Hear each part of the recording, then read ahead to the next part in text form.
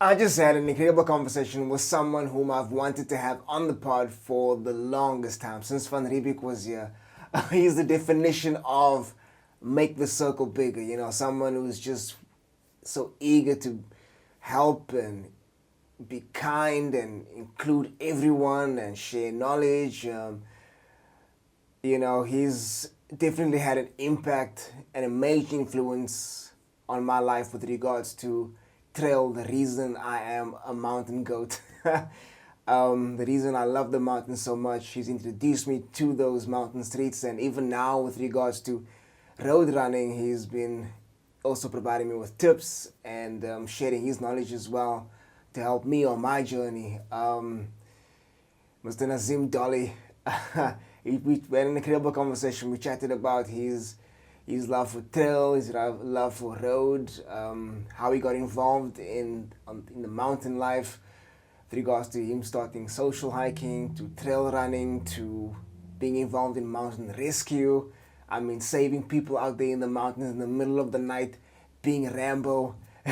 The things that we are afraid of doing, he's out there saving people. And with regards to his road running journey as well, running ultra marathons now, and just an incredible story.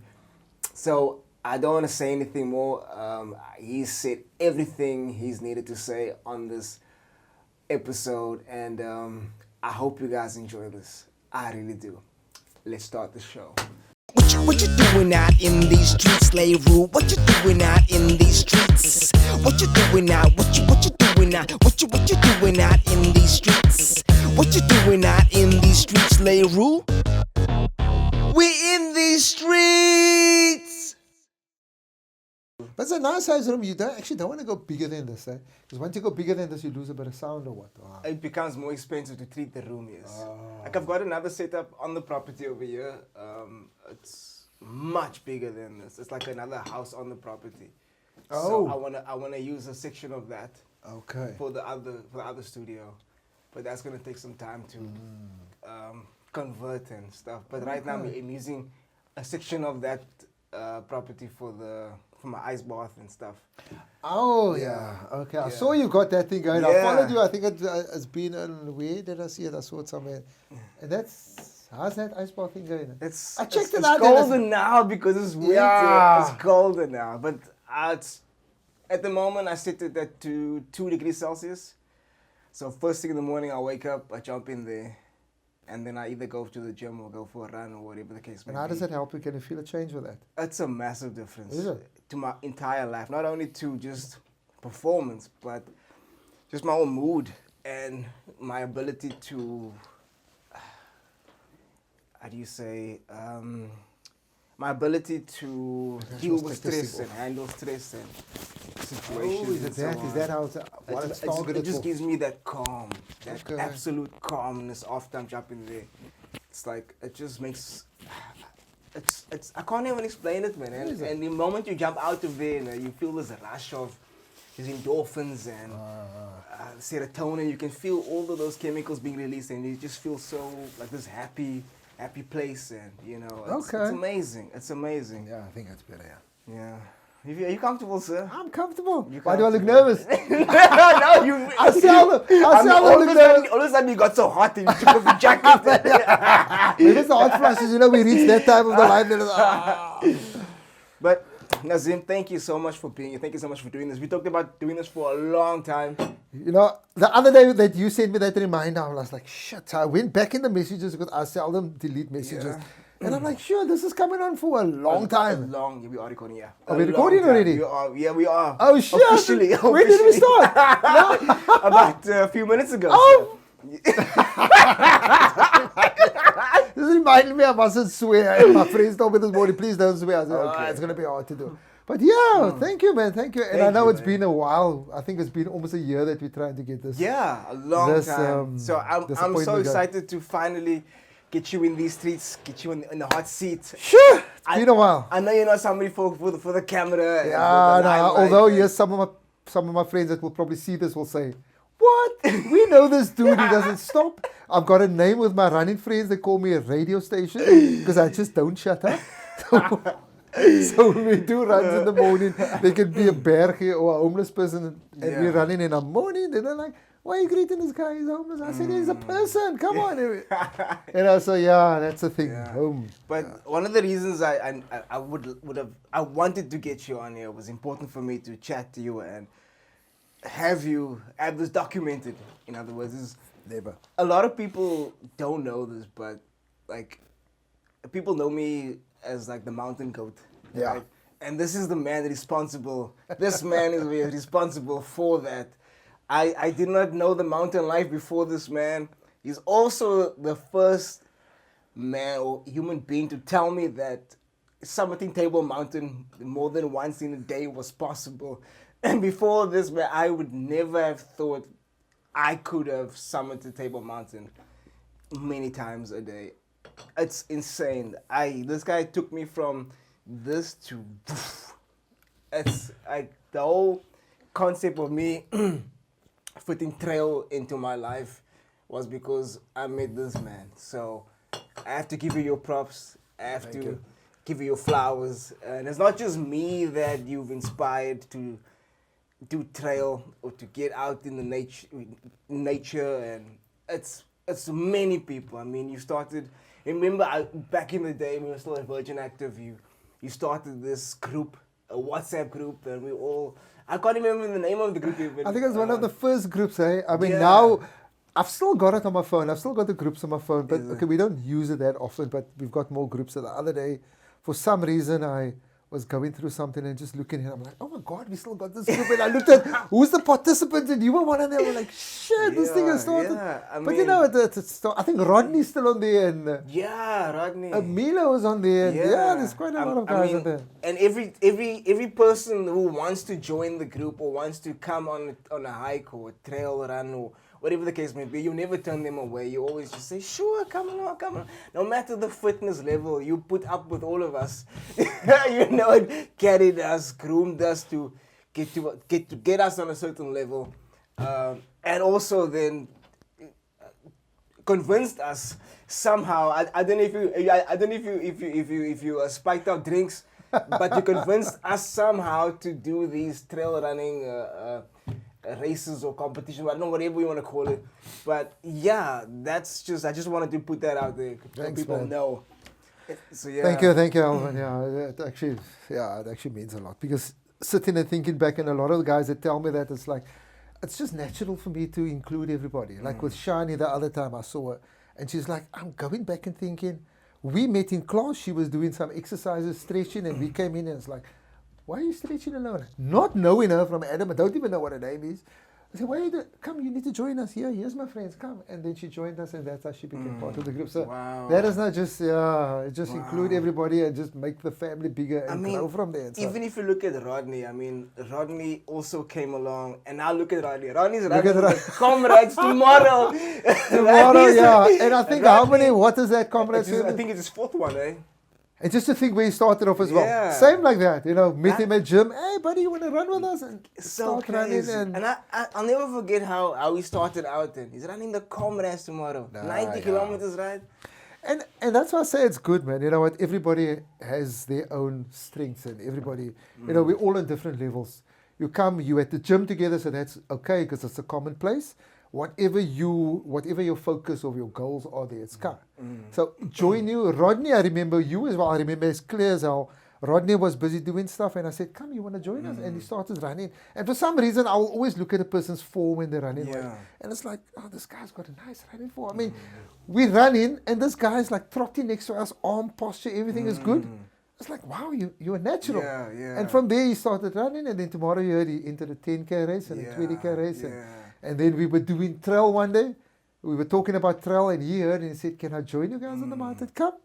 And he started doing it, and he loved it. The same like with you guys. Yes. And before you know it, Rodney's doing, 21Ks and 42. And from there, everybody started off like there. Absolutely. And then from there, they just raise their own bar. I mean, and not just that. Like, I remember whenever we trained for a challenge, right? Like a trail challenge, you would say, meet at the gym, everyone leave their car, and we all go in your van, and that was nice, the camaraderie and the whole kakpraat, and the whole vibe was like so. It's not just you saying come, we're gonna meet each other there, but you said, come all with me. It's those are the small things you look at, and you just know when you meet somebody, the impact that they might have on you, man, in your life. It's amazing. Thanks, man. So you mustn't take those things for granted, A lot of people don't. They just go about their life and they forget the people that help them. Or even now with running, like I was a running hater. Like I hated running. I always made fun of you guys for running. Like why are you guys doing this? Why, guys? And now, like, remember, the only time you found out I started running was at the Cape Town Marathon Expo, right? First time. The first time. I was shocked. And what was the chances? I went into the change room to go fit on my top, and coming out of the change room, who's coming in here? Alvin. What you doing here? And of course, when I saw you, I was like, I don't want to tell you that I'm running, but what you gonna be doing there with the sweater and stuff like that? Like, why else would I be there? That's fake. So you couldn't hide that away from me. From me of all people. If it was someone else, it would have made people like me. What? I need to follow this dude. And then immediately you started giving me tips and tips and tips and tips. So it's like from trail, you gave me tips, to now still the road running. I mean, I've got thousands of hours of voice notes. and while I'm running, I think about those things. I think about those tips and I implement where I can. So Thanks, man, I just wanted to say, yeah, and also through you, I met Ahmad and other people as well. So yeah, man, I appreciate you. So, it's a pleasure, man. I suppose I take after my dad. My dad was, he's passed now. Yesterday was actually 3 years. Oh, wow. So yeah, I would miss him dearly and stuff. But my dad, I think I got a lot of things from my dad. My dad was just a jolly person. He chatted to anybody, gave anybody tips and stuff. I suppose that is it, So you meet people and you just share whatever you know. And you go along like me, road runner. You ask people 15, 20 years ago about road running. It's like, no, I'll do trail. I love trail. I love the outside world. Today, I love road running. I'm sorry to say so. My first baby, my passion is still trail. I still say it as number one. I love trail. Too. I'll probably never give that up. But road running has impacted slowly in my life. So, and it's so much easier. Like, I think I told you one day as well. Road running is so easy. You can get up a certain time, leave your house, meet like-minded, crazy friends, and do a 10, 15, 20K in the neighborhood, and be back within 2 hours maybe. Trail, Alvin, you have to prepare, get up, at least set aside 5 hours of your day to go and do maybe a 10, 12K. Like I tell everybody, it's not about that mileage in the mountain. It's the elevation, the enjoyment, all that stuff. So when people ask me, how long is the trail you're going to do? I don't care. You don't care. Mileage is... And you make up the route as you go along sometimes. Listen, that is nice. And I know you also a person that just goes out by yourself. I used to do that a lot. Decide I'm just going to go up Platteklip, and when I get on top, I'm going to decide what I'm going to do. Because on top of Platteklip, there's many routes. Options. You can go India Fence, you can go over Echo Valley, you can go towards Maclear's, front face, middle face, and then Smuts, towards Skeleton. There's such a lot. You can make up as you go along. So you can add on or do whatever. So you can really not literally get lost. You can. You can.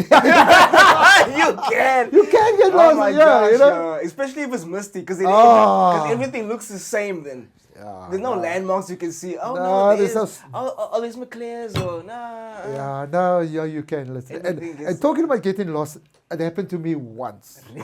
Once. I remember we did Bat Run in that's a long time. It's way before COVID. And we went up Devil's Peak. So Bat Run it's a race that happened on Table Mountain. It's been away. Please tell people. At night. Important. Okay. You are blind as a bat up there. At night, yeah. So I see it was probably away for about 3 years. I think it's just after COVID.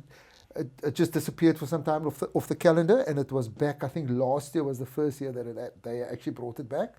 So the race starts now at the Garden Tech Rugby Club, where most of your trail run starts. Your UTCT starts there. I think your Table Mountain Challenge starts there as well. Bat Run starts there. A lot of your new runs that happen starts there, because the Pierce is nice. It's a good start and finish point and stuff. Background then used to start on Tafelberg Road. I think Ahmed is very much aware of that because we done, I think, 1 or 2 of our first runs together. So it used to start on Tafelberg Road, and then you'll start from there, you take a run all the way Tafelberg Road, up to Devil's Peak Summit, come down again, Tafelberg Road, and then Platteklip Gorge, into Macleay's Beacon, and then down, and then you run all the way to Lions Head, and you summit there, and you come back and you finish. That was it. The new route would start now from the Garden Tech Rugby Club, go all the way up on the boardwalk, and then of course you do the same thing. So that time I remember I did that. Going up Platteklip towards Macleay's was fine, and coming back from Macleay's was misty. So you're familiar with Macleay's as well, you know what Macleay's are like. So once you're on the path and you veer that much off the path, a little bit to the right, to the left is not that bad, but if you veer a little bit off to the right, and the further the path becomes, you veer off, and then you'll eventually just, because when you come back from Macleay's, there's a section that you just go down and drop down, and then you get to the flat. Yes. But if you stay a little bit to the right, you miss that section, miss that, yes. and you just carry on, and you'll just carry on, and then you get to the engines. Like, where am I? That was the first time ever. Wow. And I looked at it, it's like, and it's misty now, you must know. And there was a big gap the between. signal over there, I don't know how long ago this was, but I don't know. Probably the signal's bad up there. more than 10 years ago. Is it? Nah. Yeah, more than 10. So you can actually see the city lights down there. Wow. You know where you are. I don't panic quickly when it comes to stuff like that. But you know where you are, but it's like, this is unfamiliar territory. You know, it's night. I know the mountain is different at night, but I don't recognize this, you know. And then fortunately between myself and the next runner or whatever, there was a big gap. So I kind of looked and I was like, no. Look for the footmarks. I can't find anything. Yeah. Backtracked a bit, and then at a distance I saw lights coming up. So I was that far off from the path. Probably more than 5 or 10 meters I veered off to the right. Wow. And then I saw the next runner's lights come up, and it's like, wow. If I didn't see that, so I backtracked, and then I saw a yellow foot, and I went that way, and then I went down. That's why I say Macleay's easy. People can tell you can't get lost on Table Mountain. Yeah, you can. it's so possible. You can. And I mean, yeah, I've been involved with rescue for Exactly. probably more than 15 years already. So Exactly. we've trained on Table Mountain. We've got extensive knowledge and experience on Table Mountain. And yes, you can get lost on Table Mountain. Easy. So let's take a step back. Let's go Oh my way God. back. Let's go way back. Okay, we dived right into it, but let's just backtrack a bit over Okay, here. perfect. Let's backtrack back on the trail. Okay, right. Otherwise we're gonna get I lost. told you need to steer me, otherwise I'll just be there. Yeah, we need to do 1, 2, 3, not jump till 10. But what was the reason you got involved in trail? Like, what called you to the mountains? You'll never believe it, and my wife will probably say yes, and you mentioned my name. We just got married, and she came home one day, and I remember it like clear. And she says, I think it was in our first 2 years that we got married. And she says, listen, I want to go on a hike on Saturday. I think that was about the Monday or Tuesday. I want to go on a hike on Saturday. There's a guy that came to give a talk at our work regarding hike, and it seemed good, and I want to go. And I probably owe all my trail, mountain, rescue knowledge to one person. And this person came to her work, and I'll mention the person's name, and gave them a talk about hike. I don't know how come they invited him, but anyway. And she was intrigued, and she so much wanted to go. And I like said, oh, man, hike, what is hiking? You know, I'm a bus driver. What the hell do I know about hiking? And we went, and I loved the first experience. I know I had a wrong bag. I still had a Carrymore, red Carrymore 35-liter bag with the inside that's been coming out. So when you take something out, and then it's, you know, it's like that. I said, I think it's a waterproofing layer. Yes, right? yes, that all came out. I had that bag, and it was, we hiked with these people, and it's like, I like this. This is cool. And then the guy eventually says, listen, we arrange this every week. I don't even know if there's WhatsApp at that time. No, I don't even, it's been a long while. I don't even know if there was, but then somehow there was communication around, and there was weekly hikes that they organized, and we started off that. Wow. And that was really a love for it.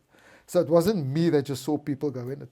And she kept on. She wanted to do it. I said, let's go. And we started off together, and it was. And that person today is Anwar's Bent. Okay. Anwar's Bent. Everybody knows him. You know, he's still involved now with hiking, with rescue, with all that stuff. And he's inspired, like myself as well, inspired many people, including me, with hiking, introducing them into trail, you know, from doing nothing to whatever, even involved in our rescue as well. That's how we got involved in that. So how did you get involved in the rescue? Like, what made you want to be out there looking for people, carrying people down? Oh, like, shit. Get down, get down. Like, you know, like, what?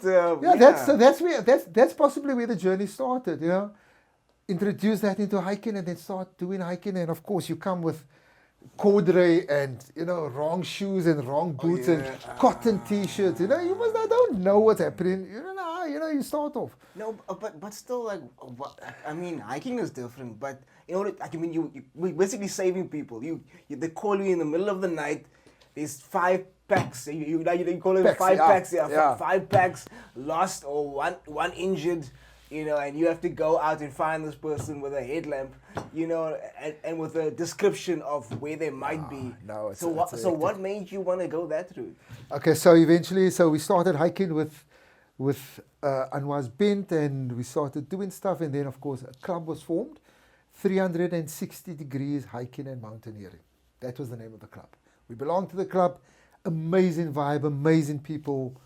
Started hiking, and then of course you get the proper attire, the proper gear, the technical pants, and the technical sweaters and stuff, and you start doing stuff. And then I think we started doing multi-day hikes. First the way hikes, which is like 1 or 2 days or a weekend, and then we start to arrange longer hikes, like 4 and 5 day hikes and stuff like that.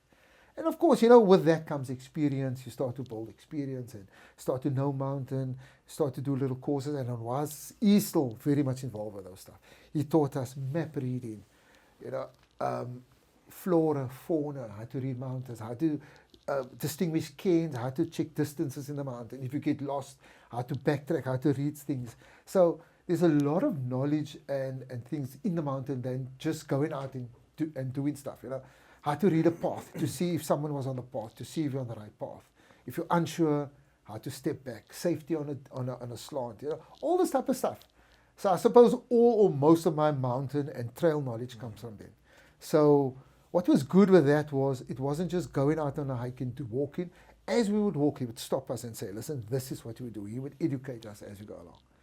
And then as time went on, because he was was a manager of Metro, so he was a manager for Metro and Wilderness Search and Rescue, and then he would now approach the guys or the stronger guys in the club and say, listen, is there any of you that want to get involved with rescue? We always look for volunteers. So when you do rescue, it's all volunteers, it's unpaid. There are people that belongs to Department of Health and Metro that are paid, like your normal ambulance guys and rescue guys and so. But then, of course, they always look for volunteers to assist. And, of course, you need to go through certain training, and you need to be able to be sustainable and be able to, be in charge of yourself in the mountains. So you mustn't need to be rescued. You need to be able to be sufficient and stuff like that. And, of course, there's about 4 or 5 of us that showed interest. And, of course, we'll go for a bit of training. And, I mean, our training would always be when we go out in the mountains. We would get experience and stuff. And he had confidence in us, and so we would go for training, rope training, access, how to use this, anchor points, carabiners, how to work, your basic stuff, because we would be the searchers. With rescue, you have your technical side, you have your helicopter side, but of course you have to work to get there. You have your searchers, you have your K9 units, you have your 4x4 teams. It's quite a vast extent. We would be just the searchers and the rescuers. We do radio comms, how to speak on radio, the terms, the abbreviations and stuff like that. We needed to learn that, how to use radios. Of course, we would do night hikes, familiarize yourself with the mountain, safety on steep edges, all the stuff. Identify certain stuff and whatever. So he got us involved also in rescue. So eventually, we became part of the rescue. Wow. And I remember my very, very first rescue was on Table Mountain. It was actually humorous. It was actually so funny because we were all at a friend's place, Nazir. We were busy having a braai there, and a call out comes on. There is a couple that's lost on Table Mountain, just below the Platteklip Gorge, but for some reason, the Table Mountain lights were on. I don't know if you're familiar with it. I think there's a certain time of the year that they switch the lights on, so the lights shine up against the mountain. So this person was lost, but they were above the lights.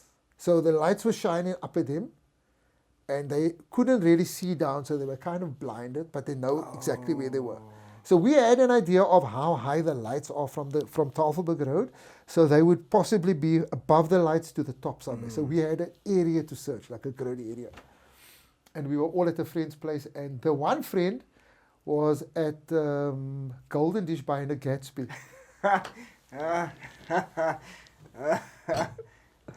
So he bought a Gatsby cut in 4, and we were 4 guys, and we all decided we're going to respond. So there's a type of a WhatsApp group that we're on. So if a message comes through there, if you're available, you say available, and then your manager, whoever is controlling it, which will be Anwaz, will say, okay, what will be your ETA? That's your estimate time of arrival to the scene. And you can say 60 minutes, my ETA is. So everybody that is on the group can now see, okay, Nazeem is available. So my next friend Nazir says, I'm available, I'm available, I'm available. So there's 4 of us that's going to go through. That's besides anybody else from other clubs. So remember, rescue works like this. There's one which is WASA or Department of Health. That is the main body. And we have about 5 or 6 clubs that's affiliated to that. So all the volunteers are from the different clubs. So you don't really know who's going to pitch.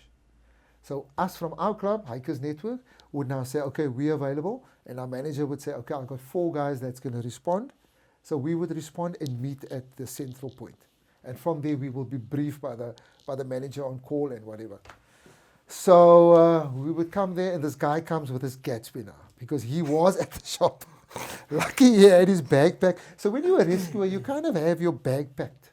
So your essentials, so you have your rain suit, you have your rain gear, whatever you'll need, but not too heavy, because remember, you just need to have all your essentials. So you have your first aid kit, which is so important. Then you have your rain gear for yourself and maybe one for your patient. You don't know who the patient is, but you'll just maybe have like a medium to a large rain jacket and rain suit in there. Then you have maybe like a pair of gloves, a beanie or a balaclava, maybe something for the patient as well. You know, you just, if it doesn't take up a lot of space, you have that in there. You have a space blanket in there, you have your map, your charge torch. That time wasn't LED like now, so batteries and stuff. Charge torch, and then of course maybe just something warm like a floss. So when you get a call out like that, your bag is ready, you know everything's in there. Maybe just put on a kettle, make a flask with 1 or 2 cups, and if there's nibblies you want, you grab that in there. So you always have this emergency bag packed? Always have an emergency bag. Wow, okay, interesting. So that you don't pack on the time that you get. So you at least know all those things are packed. So when you get home and you're in the jeans or stuff, it's on with the technical pants. When you do respond for rescue, technical long pants only. You can't go in shorts. And of course your safety boots or your mountain type of shoes. And then of course your technical sweater and your jacket, whatever you need. And then of course helmet. You have to have a helmet to protect your head. And then it depends. The WASA trailer, whatever, would have your carabiners, would have your slings, whatever you need in there. But if we find out that as a technical rescue, we can take our harness with or whatever. We seldom use that unless they ask for it. Otherwise, it's just you, your headlight, your torch, and you have to respond. So that kind of, if you get home and you're on call and you want to go probably 10, 15 minutes in and out, and you go.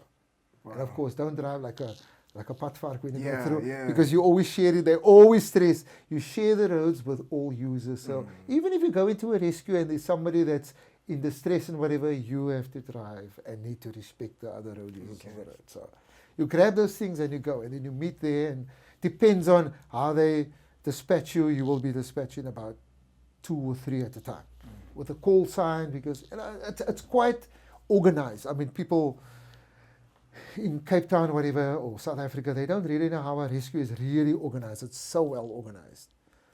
The guys that do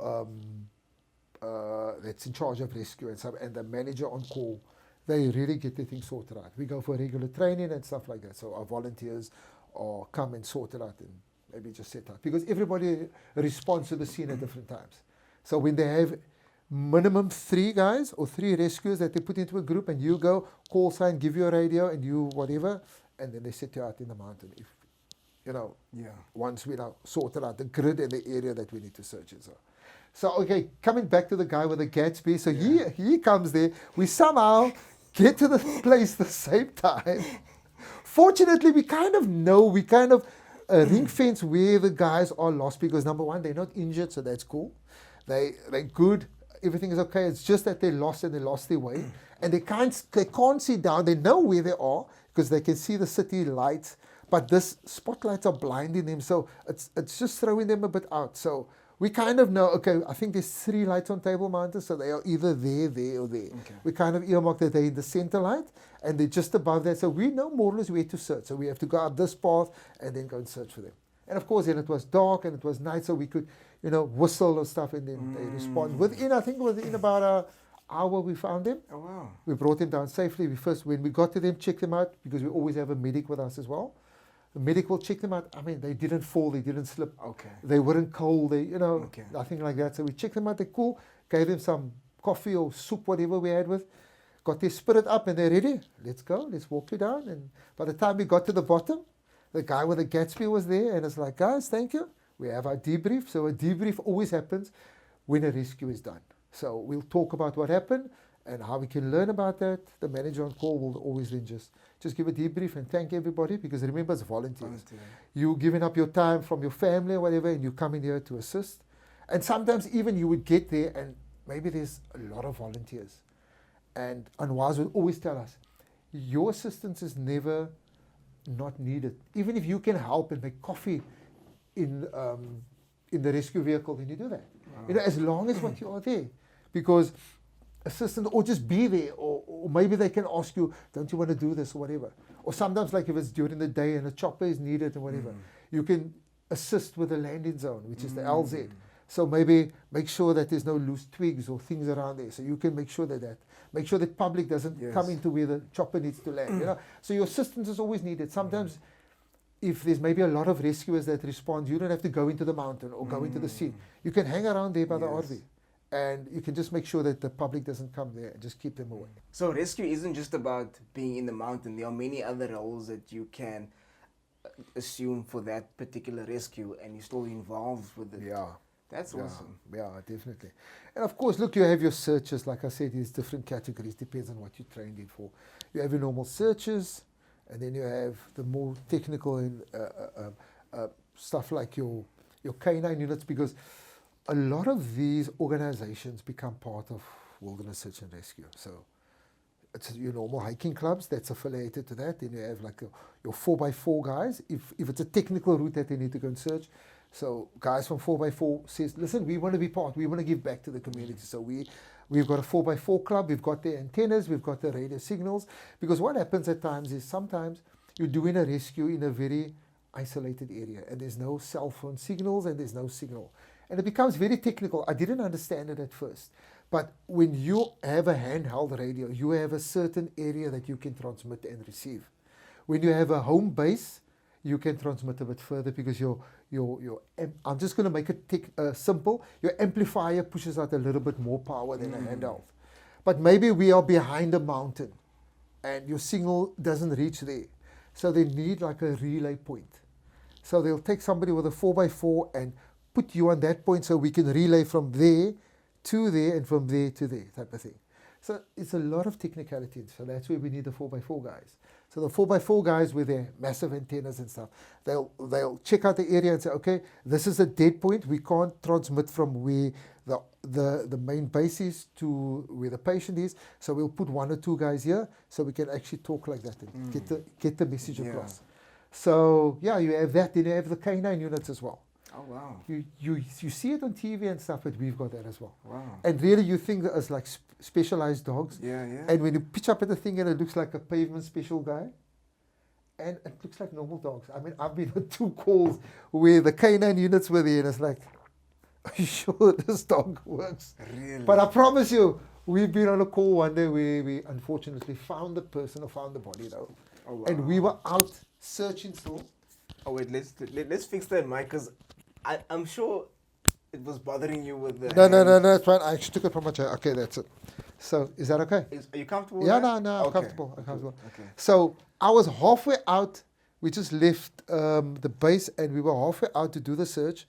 And then one of the teams radioed in. And of course, because the family of the person that we found was there. So, you need to be very sensitive about what you transmit. You can't say we found the body. because nobody knows that the person is deceased. So we kind of talk in sort of code. type of code type of thing. So we understood that the person was found, but we just left 5 minutes ago, so we couldn't just come back. In other words, the family, because the family is stationed at where our what do you call that? The van is. So if we left and we just came back, then it's like, why are you guys back? So they told us, kill some time in the mountain, because we're going to break the news a bit later on. So kill some time. So I went out with a canine unit because we were going to go and check that out. So we did a little exercise. So they told me, okay, run off, run the way you want to, and we'll see if our dogs still have the training to go and find you. I'm like, what the hell? I'm going to go and run. I'm going to trick these damn dogs because they, number one, didn't look like real canine units. I don't know what they must look like, but these ones look like pavement specials, you know. They look like someone that picked them up. And I petted them, and here we go. So I'm running in the trail, and I'm going down, and I'm also checking which way the wind blows, because you must understand, if the wind comes from the top down, and you go and hide somewhere on top, it blows your scent down to them.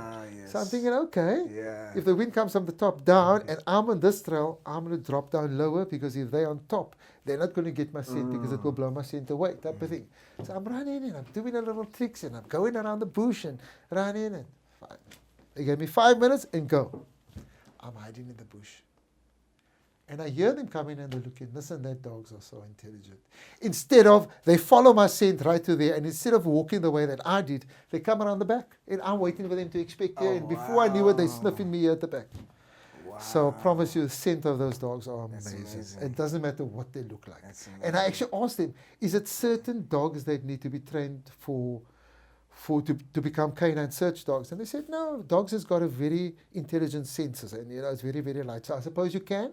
Some dogs are preferred to other dogs, but you can train a lot of them. But of course, they need to go through specialized training and stuff. But amazing. Now we've got that in South Africa, Cape Town. I promise you. You see it on TV. But yeah, I must say, coming back to our rescue stuff. No, yeah, we've got them here, yeah. So, okay, so when did you start doing challenges? Like, I know 3 Peaks is one that you love doing.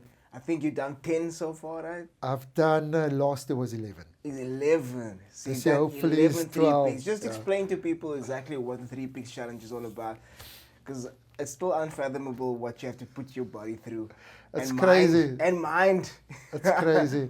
And the worst is we always laugh because you kind of have your regular crazies that will pitch up to 3 Peaks and familiar faces, We'll see each other now, and then next year, November, we're back again, So maybe of the 150 guys that pitches, maybe 80 or 90 are the regulars. So you might not see them, maybe we'll see them training in the mountain, but we'll see them then, and we see them next year. It's quite a long waiting list for people to get yeah, on the list. Yeah, it is, yeah. I know sometimes you have to wait maybe for 2 years, or fortunately I started, I think, in it's been a while, eh? Okay, last year was my number 11, that was 2023, 2022, so I could have started that in 2011. Oh, wow. 2011. 2010, I started my first charity challenge. Okay. That was my very first event I done. And how it comes, I'm just going to rewind a bit. Okay. So we were on a rescue one day, and no, we weren't on a rescue. We were asked if we could do rescue support for this challenge that's coming up called Platteklip Charity Challenge. What the hell is Platteklip Charity Challenge? We normal hikers, and we know where Platteklip is. We've done that a million of times. But there's an event that's going to happen from Tafelberg Road, and I think the year before was the initial start. It was 2009. So the event starts from Tafelberg Road at the lower cable station, and the athletes would run from there all the way on Tafelberg Road, summit Platteklip Gorge, and then run across to the top cable station and take the cable car down. Some people would ask, why would you take the cable car down? Because it's like a circular run. I mean, how else must you come down? You can't come down the other way. Yeah. So that was one lap. And that thing was created now, that's the type of event that's going to happen. But of course, they would probably need rescue support. So the request comes through to whoever, and it comes out by us. If you want to do rescue support, I'm like, okay, why not? Let's see. And I think that is actually the first time that I started to look at this, and it's like, you see the athletes with their numbers on, and you see they trekking up Table Mountain, and here you standing with your rescue pack, and you a hiker, but this looks interesting, these guys are pushing themselves to the limits, and they're going up. So I remember it's clear I was standing on Platteklip Gorge, busy doing rescue support, and the race starts and the guys come and they run past. And now you stand and you look and it's like, I wonder what this is, you know. And then, lo and behold, someone comes past that we know very well, Ahmed Jackson. You're very familiar. And he was one of the first guys that started it. 2009, he was there. Oh my gosh, he was there from day one. He was there from day one. I started doing that in 2010. So he started 2009. And I remember they had a red shorts and a red top with their name on it. His favorite color. Also. And his favorite color. You know his favorite color. That's why I participated. They give me a red t-shirt. They give me Yes. that, yeah. And what was nice about that, because it was a very small group of runners, each runner's name was on every t-shirt at the back. Really? They personalized it, because as it came past, I looked at it and I thought, wow, that's amazing. So everybody's name, but I think there was probably about 50 of them at the time when they started. So, or this 80. is So they printed all their name on the t-shirt, and it was like, yeah, I want to do this.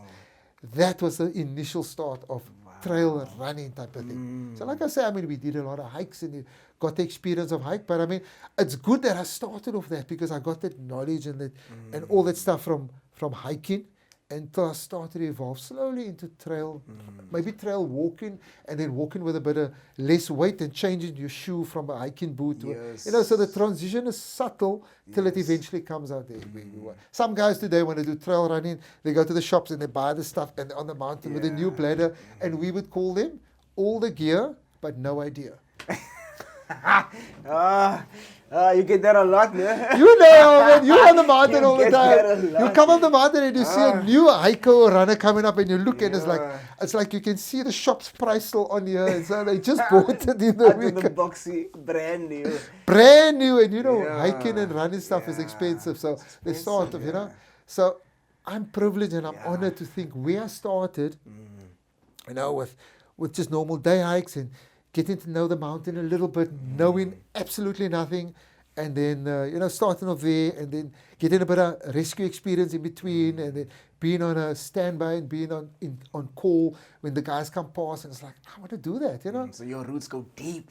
Deep, brother, deep. And then you eventually, you started and it's like, I love this.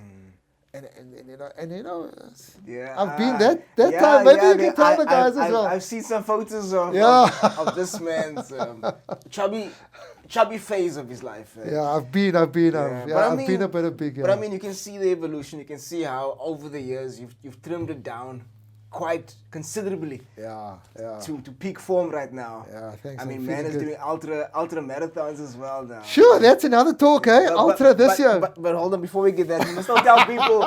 We must still tell people what 3 Peaks is about. Oh, should I be still there? Because you went to charity challenge. Okay, right. So I'm just going to finish off charity challenge. So charity challenge comes. The athletes are coming past. Ahmed comes past. I'm like, I want to be part of this. How? And he says, this is how you get involved. Right. We didn't know better. Fine. After the events are done. No incidents on the mountain. We're done. We have a debrief. Cool. So I'm in contact with Ahmed. I want to get involved. How do you do this stuff? Right. So that's how we started. And that was 2009. 2010, I decided I'm going to enter this. This is the first trail run we're going to do. So myself and Ahmed and Alma, we decided to do this, and we started doing that.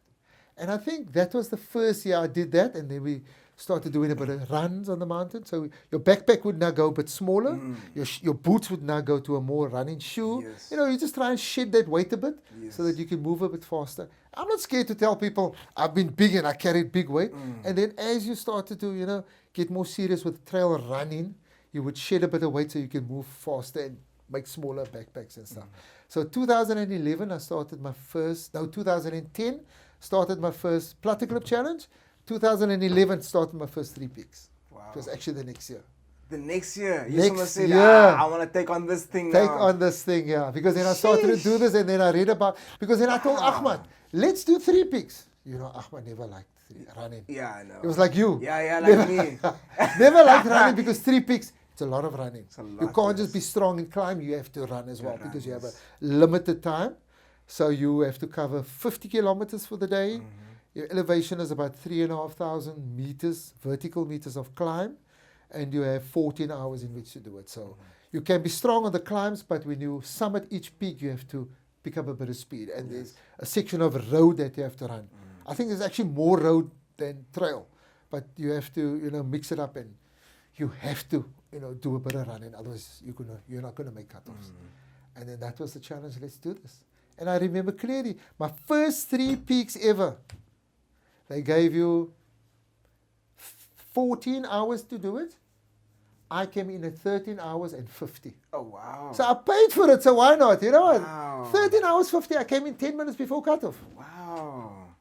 10 minutes before cutoff. 10 minutes. What an experience. Yo, you left it a bit close there. Yeah, but of course, having no experience at all. I'm not scared to say it was 2011. Yeah.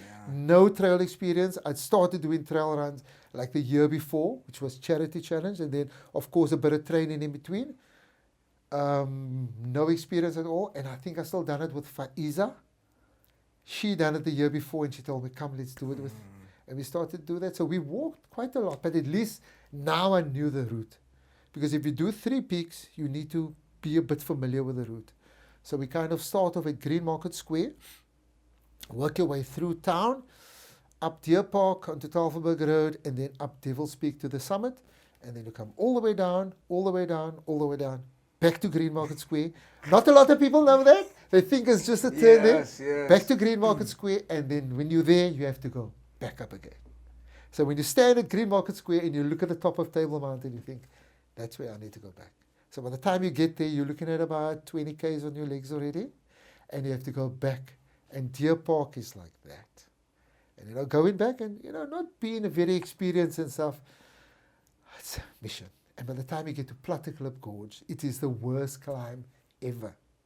Platteklip Gorge on about 25 kilometers that you've done, and all that elevation, it's the worst, really. If I could do Platteklip in an hour 10 then, the time we can do it now. Yeah. In an hour 10 then, it's fast. Because your average time would be hour 30, 2 hours, going up Platteklip. Wow. So, yeah, that's a challenge. But And it's not just up Platteklip, it's all the way to Maclear, is that correct? So you summit Platteklip, and then you have to run on the flat face now, middle route towards Maclear's, tag there, because of course there are guys on every summit, on every peak that is now taking down your number. So there's no jipping.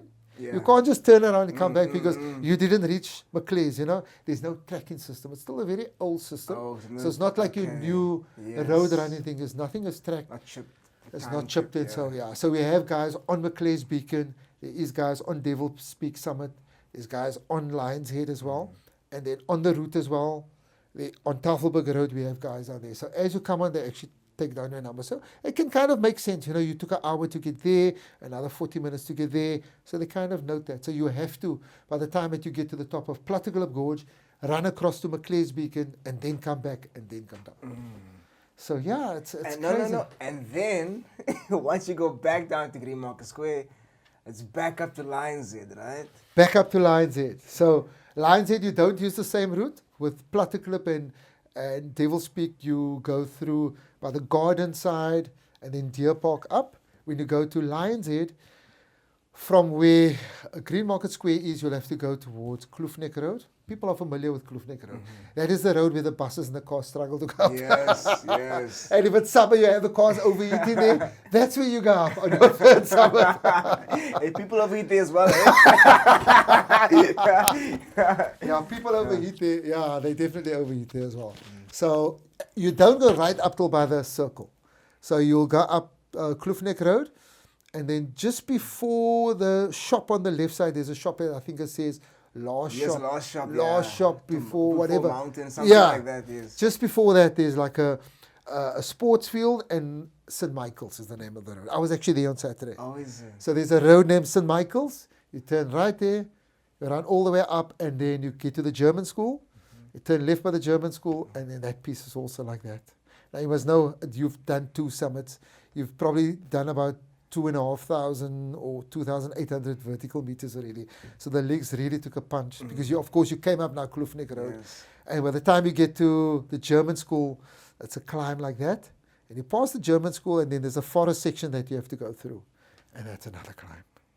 So when you get to the forest section, because now you're actually going to join up with Signal Hill Road, the one that's at the bottom by Lion's Head. you're going to join up there. So for the people that's listening, you don't go right up to Kloofneck Road and then go that way around. You kind of cut through there, and that is the normal route. And then once you go through the forest section, you get onto Signal Hill Road.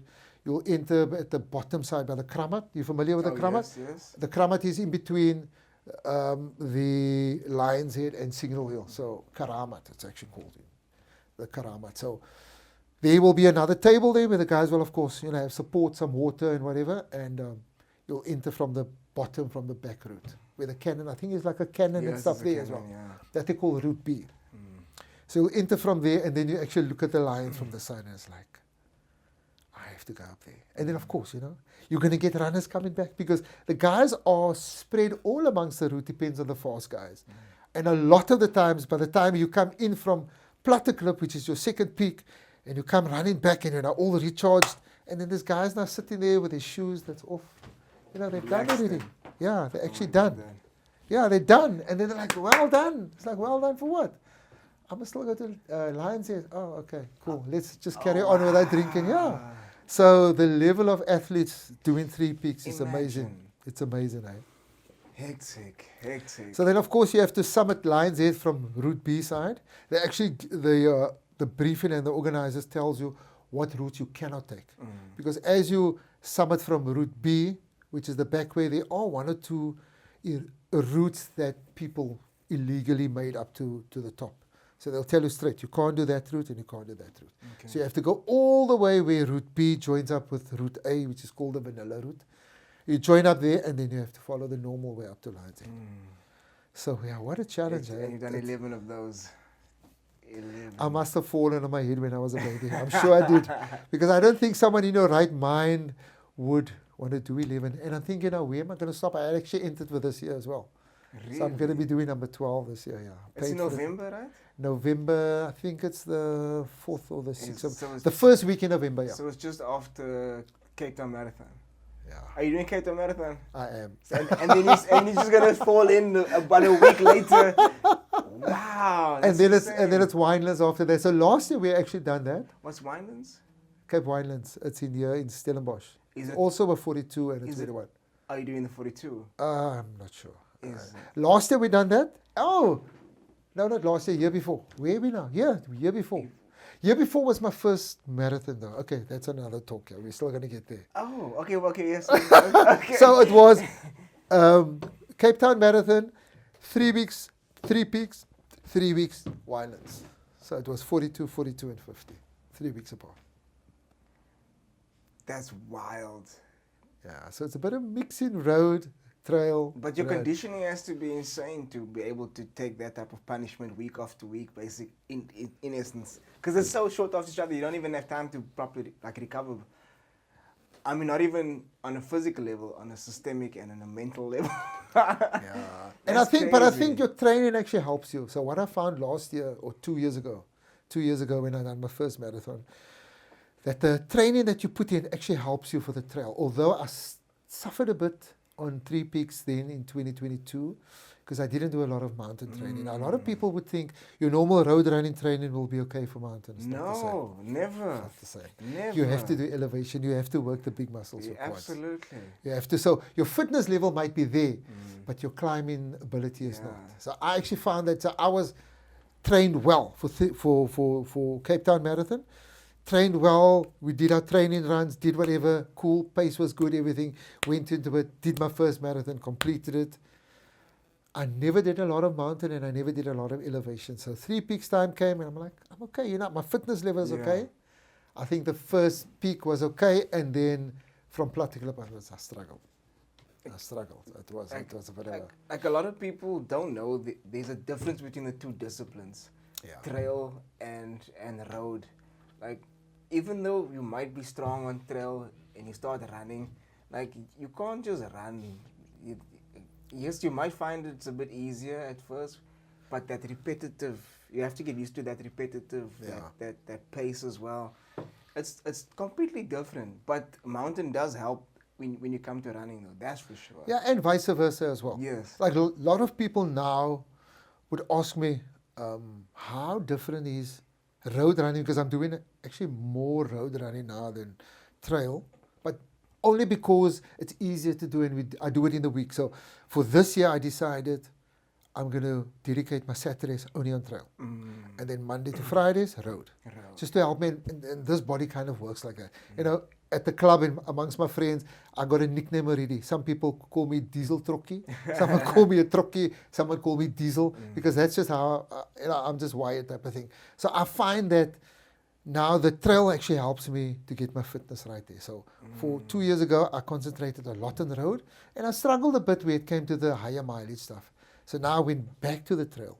So I'm still doing my trail now, which helps with the big quads and just condition me that way. And during the week, I'm doing the road. And for me, I feel I'm much stronger. So I can just continue going for a longer time now. So what pulled you to the road now? Oh, flip that. I told them we're going to be needing 4 hours. We got all day, sir. We've got all day. I want to know, okay, you've started social hiking, then you went to rescue, then you went to challenges on trails, and now what all of a sudden made you decide, hey, I wanna put in a pair of different shoes and I wanna run on the road? Like, and I think it's also Three Peaks is the probably the cause. I think Three Peaks, because look, on Three Peaks, when you do it the first time, I came in last or second last on Three Peaks, my very first time. I did it with you finished. I finished, and that's the main thing. Exactly. Just to do it, and coming from a hiking background, the year before I started trail running, I wouldn't really say it's trail running, but just shed a bit of weight with whatever, and I started running. And this year I entered now for Three Peaks and did it. I made all the cutoffs because they're very strict with the cutoffs. So I made the cutoffs and I completed it in the time. That was the major achievement. So now we know greed. You just want to do better and better and improve your time and improve your time. And that's where road running came in. So every year I would do it. Fortunately, I think for the first 5 times after that, I managed to get an entry every year. Oh, wow. So I started 2011, my first, and then 2012, 13, 14, 15. I know in 2016 I got my permanent number that was completed. So I think there was 1 year that I skipped. But in any case, so every year I would try to do Three Peaks. I will enter immediately. And as soon as you're done, 7 p.m. that night, the entry is open for Three Peaks. So how they make it, 7 p.m., you can't enter before 7 p.m. Oh, wow. So when the event is finished, 7 p.m. is cut off. Now the event opens up for the next year. So you have to enter then. Immediately after the event, you can enter after 7 p.m. You are so traumatized. Yeah. You are so, everybody's like, we're done. We managed to do it. Event's opening now. Right, let's enter. How crazy is yeah, you were just suffered now 50 kilometers and over 3,500 meters of elevation. And the event opens now and you put your name on. That's wild. That's crazy. I mean, that's why I say crazy. Trail runners, and I think we definitely got some cuckoos around the other head. And of course, you put your name on. You don't know where you're on. You just put your name on, shortlist, cool. So now you have to wait. So the organizers, of course, whichever system they use, they now go through the list and notify you later on that you're on the list or whatever. And I think that's where it became. So the first year I finished 1350. Second year I finished 1240. Wow. Third year I finished 1130. Wow. Fourth year I finished 1020. I cut it down by an hour 10 every year. That's crazy. Every year till I reached my 2016 time, which was 9 hours and something. Wow. So I know it was an hour and 10 every year I cut down. And the thing was, that's where road running came in. So it's like, you know what, I want to cut down the time. Where can I actually speed up? I'm quite strong on a climb, but the coming down. Because what I found was, you start off, so you kind of climb from, or you kind of run from Green Market Square. So just a nice little brisk run. That time you didn't know anything about road running. So you run a bit, walk a bit, run a bit, walk around. And by the time you get to the garden side and you start to get the elevation, you walk strong up. And then you go through Deer Park. You can't really run. But then you get to Tafelberg Road, which is now flat. There you can run a bit. So you'll find that the road runners would start to run there and you struggle to run. So you kind of walk and you find out that some person that was now with you is now there by the time you get to Devil's Peak. And it's like, you know what? He made up such a lot of time.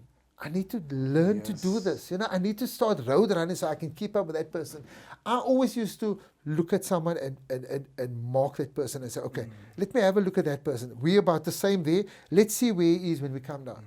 And I would find out that that person would just make the gap bigger and bigger as we come down the mountain. So you start Devil's Peak, and I would maybe catch the person just before we get to the top of Devil's Peak. So now you catch him and you go. Now we come down from the peak, and that person would just like, boom, gone. Because I don't have speed in there. Yeah. So I was like a real diesel lorry stuck in third gear, and you climb strong, but now you get to the flats and you just can't anymore. And it's like, no, man. You know, because it does become competitive. Yes. People, no one's going to tell you it doesn't become competitive. When you run and you do trails and stuff, it's competitive. You want to push yourself for the best. You want to try to beat last year's time or whatever. And then also, if you can, you know, just try to compete a bit with whoever is around you. Don't look at the front runners, because athletes has got really, you know, different levels of fitness. So maybe people that's around you and is doing about the same time, try to keep up with them. And that's the bit of competitive streak that everybody has. You as well. Yeah. Everybody has that, you know. When you started, if you started with this time, look at the times you're doing, because you want to just do a little bit better. Some people wouldn't say that. You know, I'm just there to finish it every year. How are you going to go and just do the same thing every year? You know, imagine I want to do 3 peaks 15 times. That's my goal now. I want to try to finish it 15 times.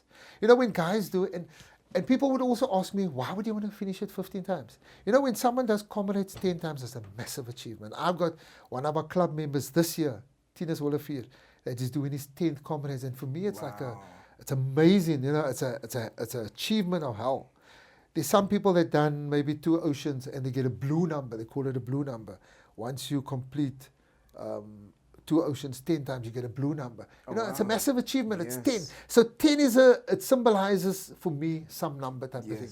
In 3 peaks was 5. You know, when you reach 5 times, you complete it 5 times, you get a number that's called a permanent number. Oh, yes, I remember you told me. Yeah. So if I'm number 120, I'm just saying.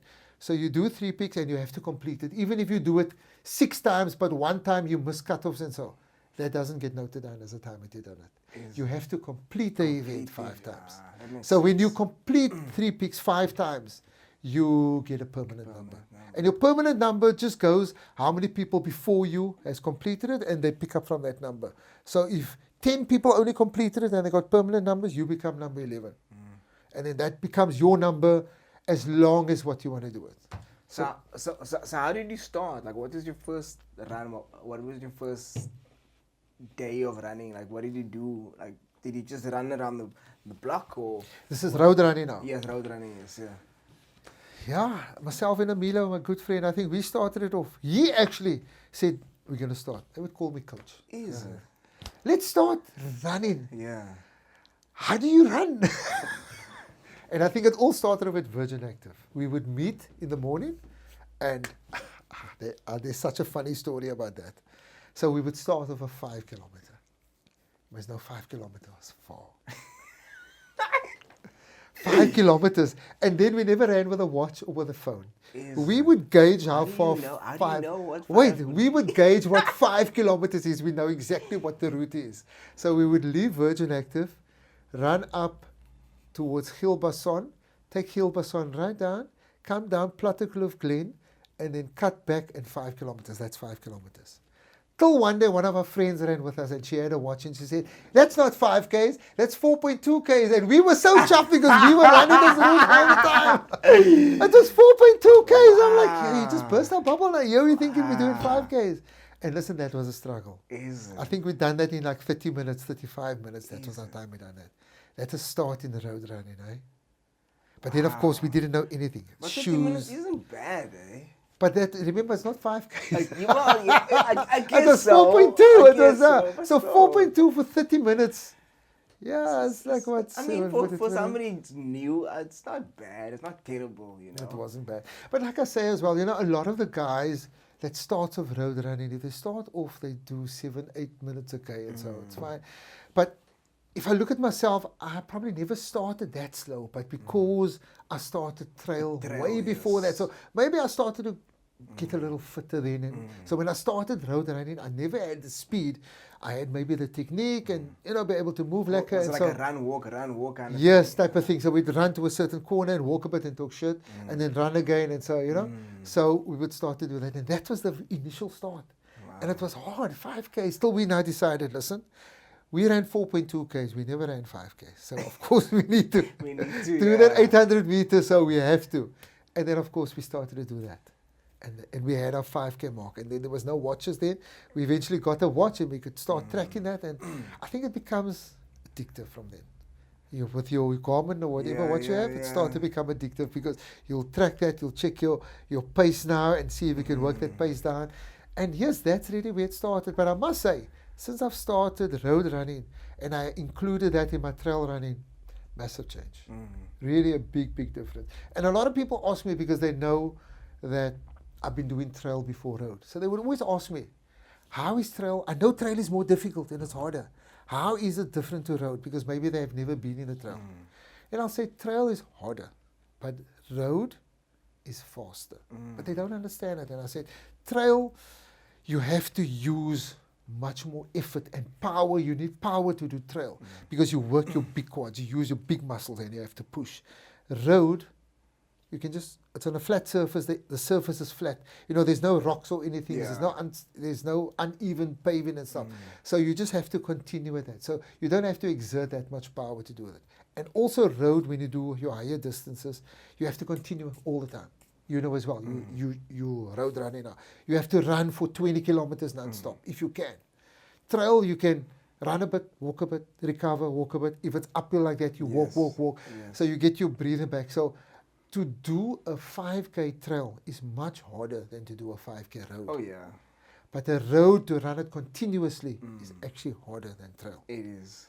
So, yes, there's a give and take between both. They both have their hards. Yes. I always tell people, they both have their hards. Yes. Yeah. But what trail really helps you at, and I would find that, and I would notice that, if you're running and you start to get inclines and stuff, and you just continue at your normal, you're not exerting more energy. The road is going a bit up, the elevation, and you run with people. That's normal roadies. We call them roadies and trailees.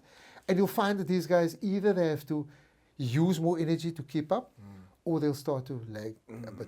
And I will find that you run and you check, okay, and you're chatting, and me. Chatterbox doesn't stop talking. And I'm chatting to my guys, I'm running, and I look, and they like, what are you doing there? Yeah, but it's uphill. Yeah, but okay, what? Yeah. So that's the advantage that trail gives you. You kind of tend to climb. When you run, you handle the climbs much better than the roadies. The full-on road runners would just be faster than you. They can maintain that fast pace for a much longer time. But I must say, over the time, we've actually become quite fast. Yeah, we actually picked up that speed a little bit. So it's good, man. It actually, with a lot of road running and a mixture with trail running, your pace and your average pace is really works. So it's good to have that balance. Yeah, no, it's good. I love where I am now.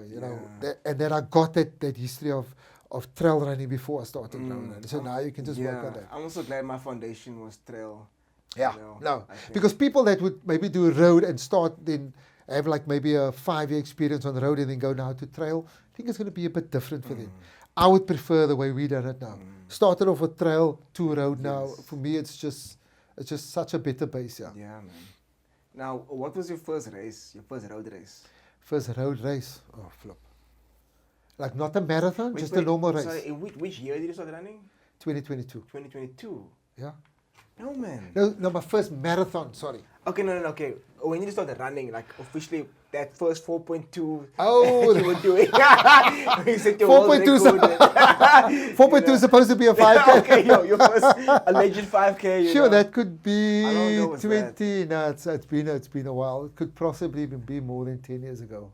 Oh, is it? Yeah, it's quite some time. Oh, wow. But I mean, unofficial. It's unofficial. Yeah. It's just so for the heck of it. Yes.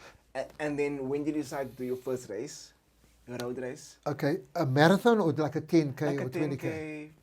5K, whatever the case may be. I never really ran road races if I'm thinking about it. Really? I never really entered like short road races. I'm just trying to think. I've done big hawks, yeah? Does that count?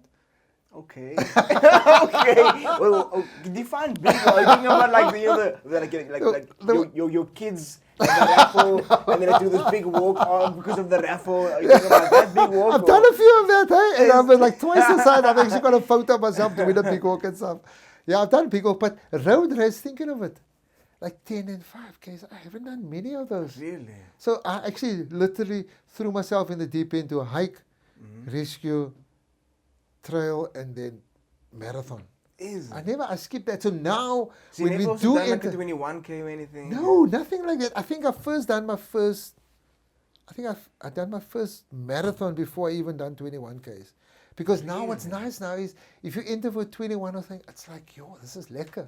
Because my first race was actually a marathon, which was the 42K in 2022. The Cape Town Marathon? Yeah, that was my first marathon. That's your first race, your first marathon. Yes. After you've been running for that period of time, you decided, Yes. I'm going to do a marathon. Yeah, myself and my friends at gym, my friends at gym that I run with a lady called Tammy as well. She and Enver and John and, a lot of the friends that I run with.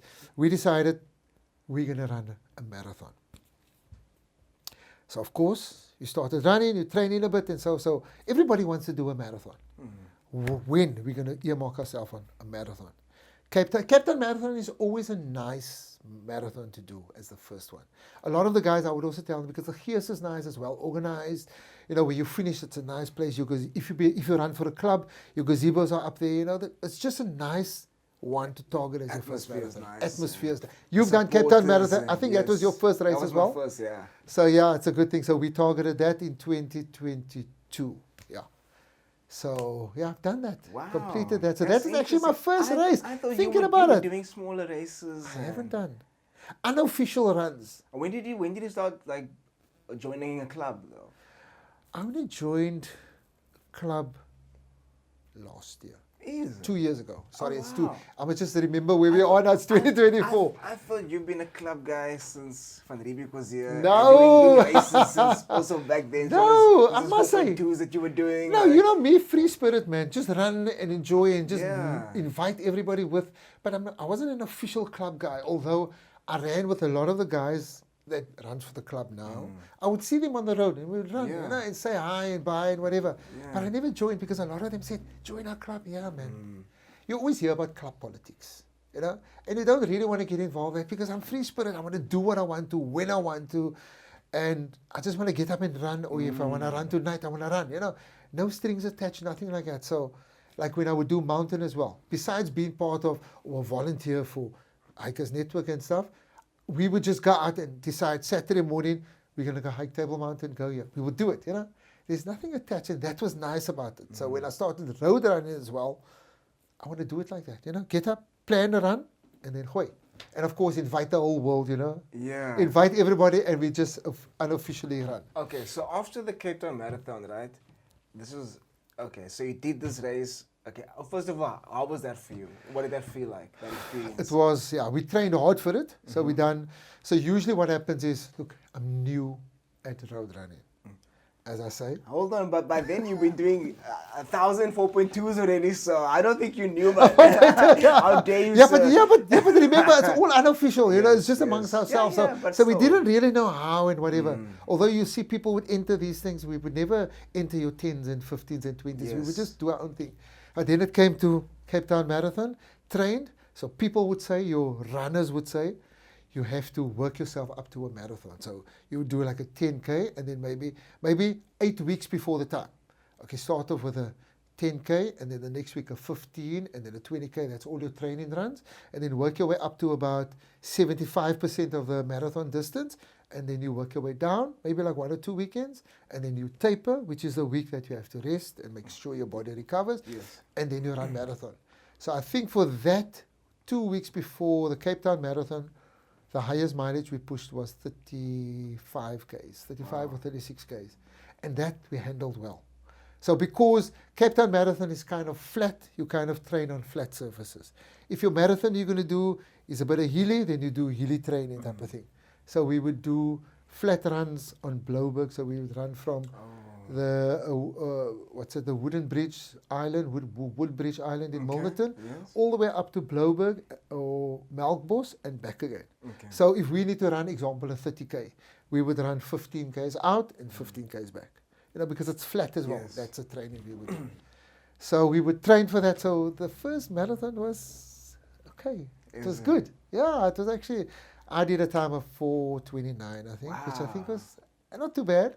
It's good, but if you run it with your mates and they also run it for the first time and they run in sub-4s for the first time, then you think, sure.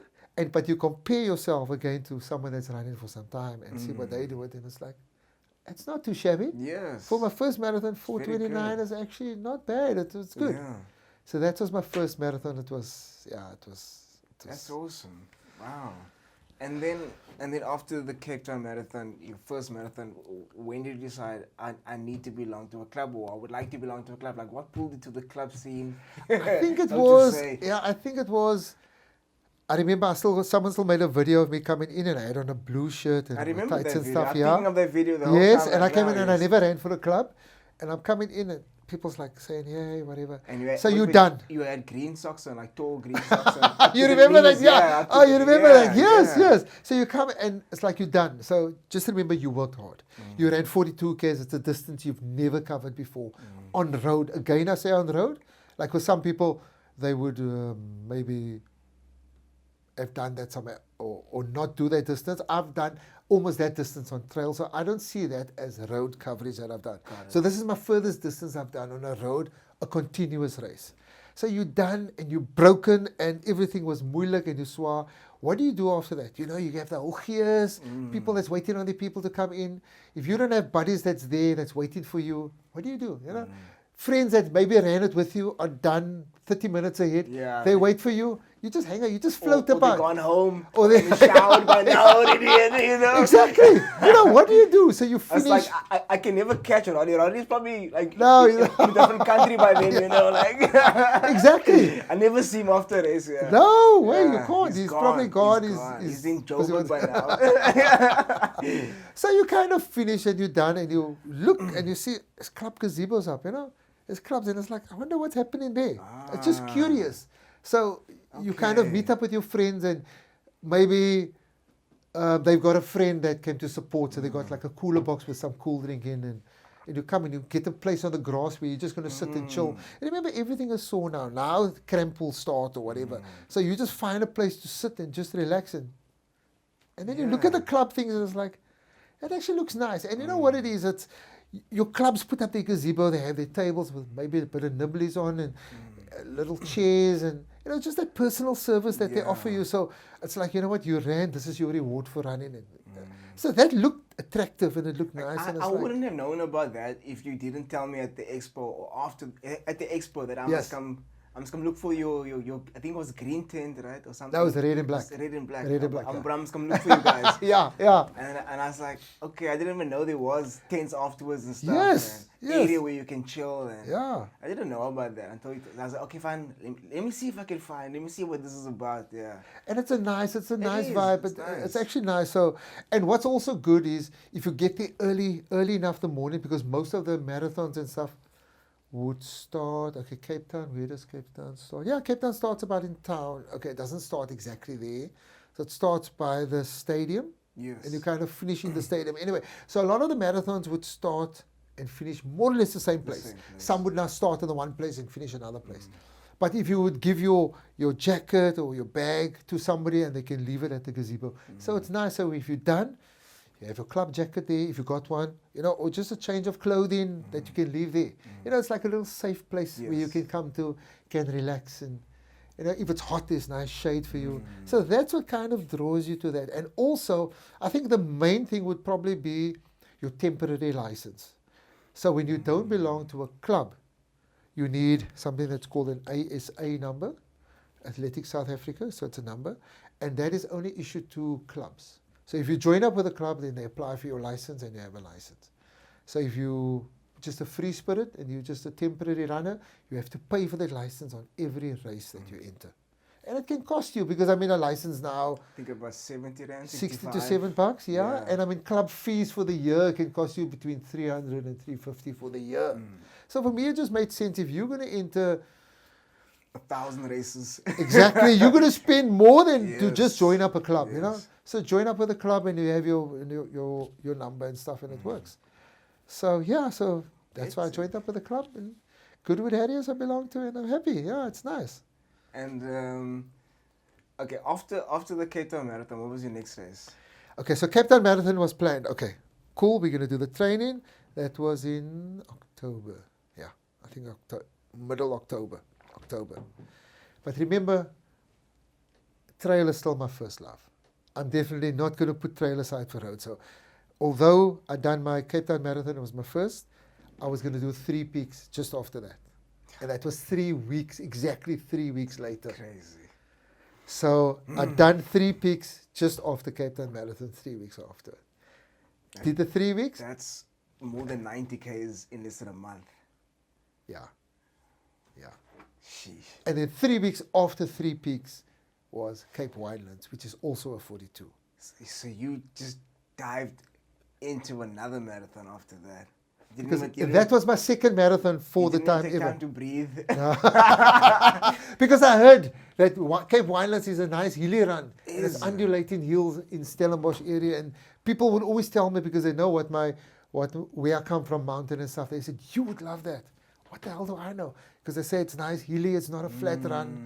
And some runners would like flat runs.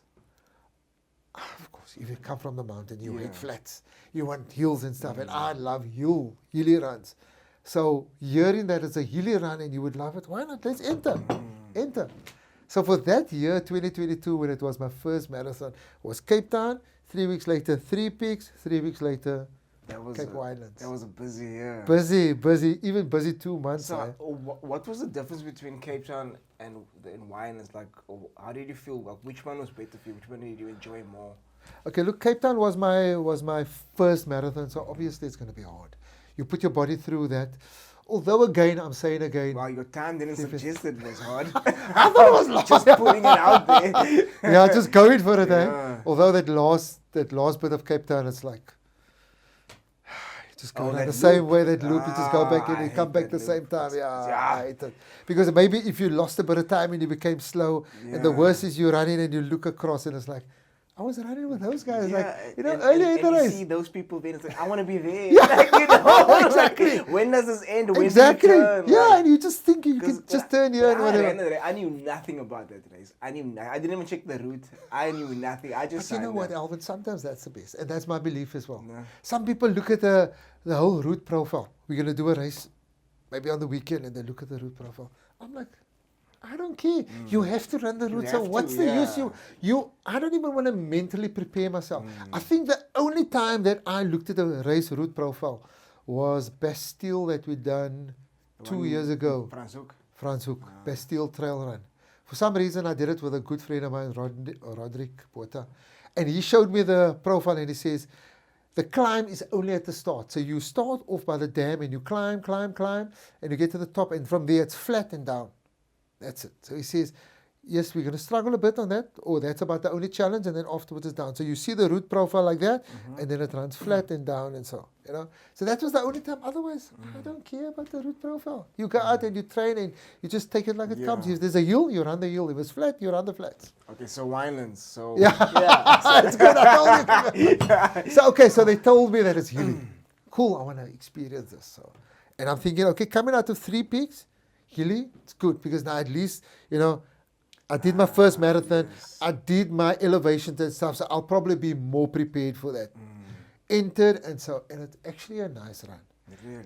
It's just, it's if you start your year or your first marathon with Cape Town and you do Cape Winelands, big difference. Yes. Here you have support, you have water stations every 3 Ks, you know, the gears is lekker. And you take that to Cape Winelands, totally different. Very little support, very little water stations, very little toilets. Although the route is nice, but it's more, you know, you're now in your Cape Winelands area and stuff like that, so you don't have all that support. You run long distances before you have a water table. Like You know, how long we talking? How many Ks? Like maybe 6, even longer. yeah, Is can it be about maybe 6. every And I 6? think just by the turnaround point, which was, look, it was a 42, I think we got there over 20, maybe at about 25 Ks, you would get, because you would run on the R44 from Stellenbosch towards Strand, and then there's a place that you would actually make a turn and come back. That is a major point. The Coke trucks are up there. You have all the water tables and even massages if there is, or paramedics and things would be there. But after that, coming back, nah, I even struggled to get a toilet there because that time my tummy, for some reason, my tummy was just funny over that time. I think I just had a tummy bug the week running up to Cape Winelands Sheesh. also. So my tummy wasn't lekker and I was running and looking for a toilet spot. And did you run with the hydration pack on that race? I actually don't run with a hydration pack. And I a lot know. of people ask me, I don't. I know you don't, but okay. Did you know about the lack of water stations? No, I didn't. And if you did, would you have ran with hydration pack? No. You still would, yeah. Stubborn, yeah. I just don't And that feel time of the lekker. year, it's humid, it's hot, Exactly. especially on that side of the Yeah, world. exactly. I just can't. Although a lot of our club members, I see they do run with hydration packs. I think I sweat too much. My back gets wet. Is it? So with the pack, although I've got a good Salomon pack, because the pack is against your back all the time, it's just a bit When you sweaty. do 3 peaks. I do 3 hydration peaks pack. with it. Yes. But you Any sweat even mountain, more. even any mountain and trail run, I'll do with hydration pack. Okay. Road runs, no. Not at all. Even when I done 2 Oceans Ultra now, Yeah? now about 2 months ago, no hydration pack. Because the water stations and things are okay. It's every 3 kilometers you're going to get that. So I know it's a bit puzzling, but a road run, so basically road races, no hydration pack. Wow. Trail runs, hydration pack. Okay, so okay. I just thought, okay, fine. For me, if I know there's only every 6 Ks, like I know I'm gonna get thirsty. I know I like water. I need water, but you just no, you don't. I don't know. I don't think it's a stubborn thing. Mm-hmm. I think it's maybe just, I don't know what it is. Maybe our bodies are used to. Maybe I don't know. Maybe we're just a bit trained to be able to Yeah. run with. Like my midweek runs, I'll run without, because those are shorter. I'll run a maximum of 18K run during the week. During the week, but that's no, decent mileage, But eh? no, but like I'll run 18 a day, one day 18, one day 10, and the weekend I'll do 21 plus. So on the weekend, okay. on the weekend when I go in the regions of 20s, and then I will wear a hydration pack. But is that now if you like do your Vitzes or something, or Yeah. just an organized run? Even with Vitsa, I will run with the hydration pack. Okay. I will run. But I won't use much water. But Okay. I would, because in between those stations, I know I'm going to get thirsty. And I don't like stopping also. If I don't need to stop, then I'll just continue. So you don't find maybe that the hydration pack is a bit of a loss? It is. the more I'm getting into running, the more I can see, okay, when I run during the week, I can feel this feels free. When I run on the weekend, it's like, now I'm still getting used to this thing. But I do understand why people don't use it, and I do understand why people do use it, because for me, when I did the Peninsula Marathon, I had a strategy. I said, because I know when the body overheats and when I get hot, I'm going to need water more frequently than the 3Ks. So I'll keep 1 liter in my hydration pack only when I get to 35Ks. Okay. And then I'll start using it, because I know every 3K is not enough for me. I need more water because my mouth gets dry and I don't like that feeling. So I just use it for that, Okay. Yeah. I never, even if we do training runs, so what a lot of the club guys that you learn, again, the road runs, I learn every day. So when guys organize maybe like long trail runs, road runs, then they have something called the seconder. So that is maybe a car with some support that would maybe be there with water and whatever. So if you do like training runs longer, maybe than 21 or whatever case, then they'll have maybe 1 or 2 cars in between, and maybe people to volunteer to be there, so you can have like a little aid station type of thing. Then it's okay. But when we organize amongst me and my crazy friends, and we even like when we were training for Cape Town Marathon in 2022, we would run with no water, nothing. Start, you get there in the morning, drink your little stuff, and you gooi. and you run your 36 And k's and you come back. you don't eat food or anything, like snacks or something? I Nothing. I like to eat along the way. But it's good. That's why I say what works for you. We don't really need that. I needed. I put my phone and my snacks. Like I only eat raisins. That's the only thing I'll eat. So I'll take every half an hour or 40 minutes, depending on that particular route, how much output I gave for that particular distance. Yeah. I would take like a handful of raisins, and then that's it. And I'll keep running. So every 40 minutes, every 35, 40 minutes, I'll do that. Yeah, but that's good practice, eh? And you know, fueling and things like that is actually vital important. Like I say, I tell everybody or people that speak to me, and I tell them I'm still new at this, and they laugh in my face. You're not new at this. You've been running 4.2 Ks since Van Riebeck was here. How dare you, sir? But How that's why I dare say you, we're sir? still learning the concept of running and what works for you Just and what because doesn't. Strava, you didn't have Strava then. I know, It that's does- the thing. it does I think count. that's What- yeah, it before does. Strava does It count. does. Oh shit! And I'm just thinking how I got into Strava was also through Ahmad. Is Also it? through Ahmad. I mean, I would never. You know, that time that we ran, we never planned it. We'll use Strava. We just I ran and never stuff had like a that. watch until last year. Yeah. So yeah, it's actually good with these new technique, with these new apps and Yeah, things that you it can really that you can helps track. you. And it's It nice that you does. can track your pace and track your distance that you're running and looking at your, you know, all those things is Yeah. actually very, very good. You know, one thing I'm very interested in, like, you did your first ultra marathon recently, right? Yeah, it's been about a month ago, or just more than a month ago. Yeah, and the challenge you had, I mean, it's your first 56K race. You've done a few 42s on the road, and you wanted to take it to the next level, which is the 56, 2 oceans. The challenge you experienced was Ramadan. Yeah. So you couldn't really have the time on legs like you should have with regards to, you know, your training run. Just because, okay, let me just go back. Because Ramadan is a month, right? And how long was Ramadan before 2 oceans? 2 days. So It completed, yeah, so it finished 2 days before we had to run the a marathon. month prior, you had to basically cut your mileage down considerably, Yeah. and you couldn't put the mileage because normally people would do at least like 90 Ks, Yeah. average 90 Ks a week Oh. when you train. Well, I used to do that. 9-0. Yeah. Okay. Sorry to cut you. No, I used to train about 90 Ks a week for a marathon. 982. So it's like 360 a month.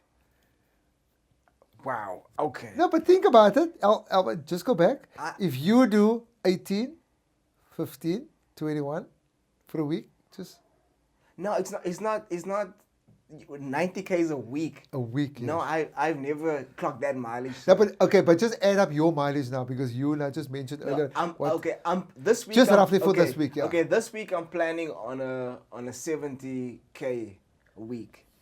So close that's to gonna that. be my foundation Okay. going forward. For the But that's next good. race. That's a very good base. But- Because not a lot of people even do 50 Ks a week. You know, so that's why I'm saying when we train or when I train for a marathon, I try to be between 80 and 100 Ks for that week. Or for the weeks running up to the marathon. That's Just your insane. normal training, we do between 40 and 70. Just depends on. That's insane. But you know what? You can do it without even thinking about it. So with Strava, it's actually quite nice. So by the end of the week, you look you and can it's like, see your total. flip, I've is- done 70 Ks. It doesn't even feel like 70 Ks. But you've done that, yeah. Okay. So, I know, I see you kind of cops. So 90. Average 90 Ks. I for was the- still feeling because like when I trained for the Peninsula Marathon, I didn't clock that much. I clocked about I think 60 or so, and then towards the last month I would pick it up a bit, do with like 35K runs and so on. Then it would increase to about 70. Okay. But now I want to start to get to 70 being my average, and then taking up as I get closer to the Bloberg Marathon. Then Are you aiming for Bloberg now yes, next? yes, Nice. yeah. I want to do that. I want to qualify and get it over and done with Qualify for what? for ultra.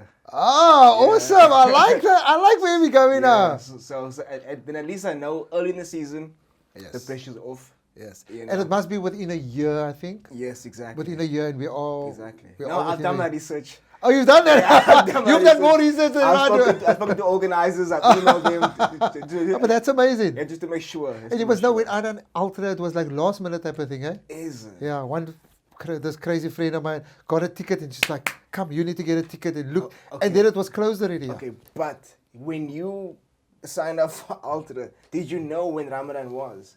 So you just blindly No, said, then I found out that Ramadan is just after that. It was Wow. like, what the hell? And then if you just rewind again, because I'm only like literally involved in road running and marathons now for just over 2 years, so I don't really know what happened before that. So apparently for 3 years, 3 consecutive years, Ramadan was during Oceans. Oceans fell during oh, Ramadan. so this was the first one in a long time. This is the first time. So what happens is with Ramadan, it shifts forward by 11 days a year. Is It it? shifts forward. I didn't know that. Yeah. So it's not the same time of the year. It shifts forward. Like this year, it finished maybe 2 days after, before Oceans. yes. Yeah. It finished. Our Eid, which is the day that we celebrate the end of Ramadan, was 2 days before Oceans. Okay. Next year, it's going to be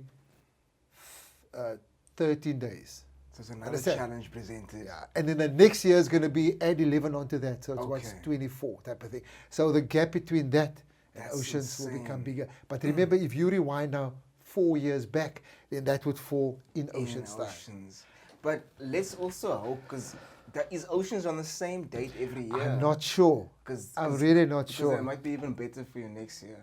Yeah, so But well coming done. out So with- okay, so you a regular 90, 100K per week individual, which is crazy. Now, but that's only training for marathon. Let's just get it right. Okay, I'm not no- that crazy no, yet. okay. Yeah. So now, you know when I check Strava, right?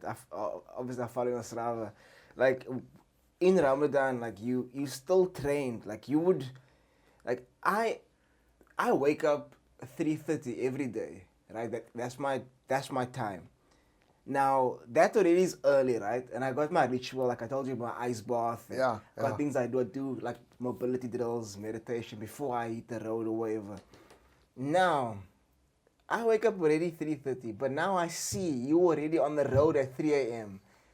That is insane. Just that determination to say like I'm still gonna continue. Yes, it's already a challenge knowing that Ramadan is ending 2 days before Two Oceans.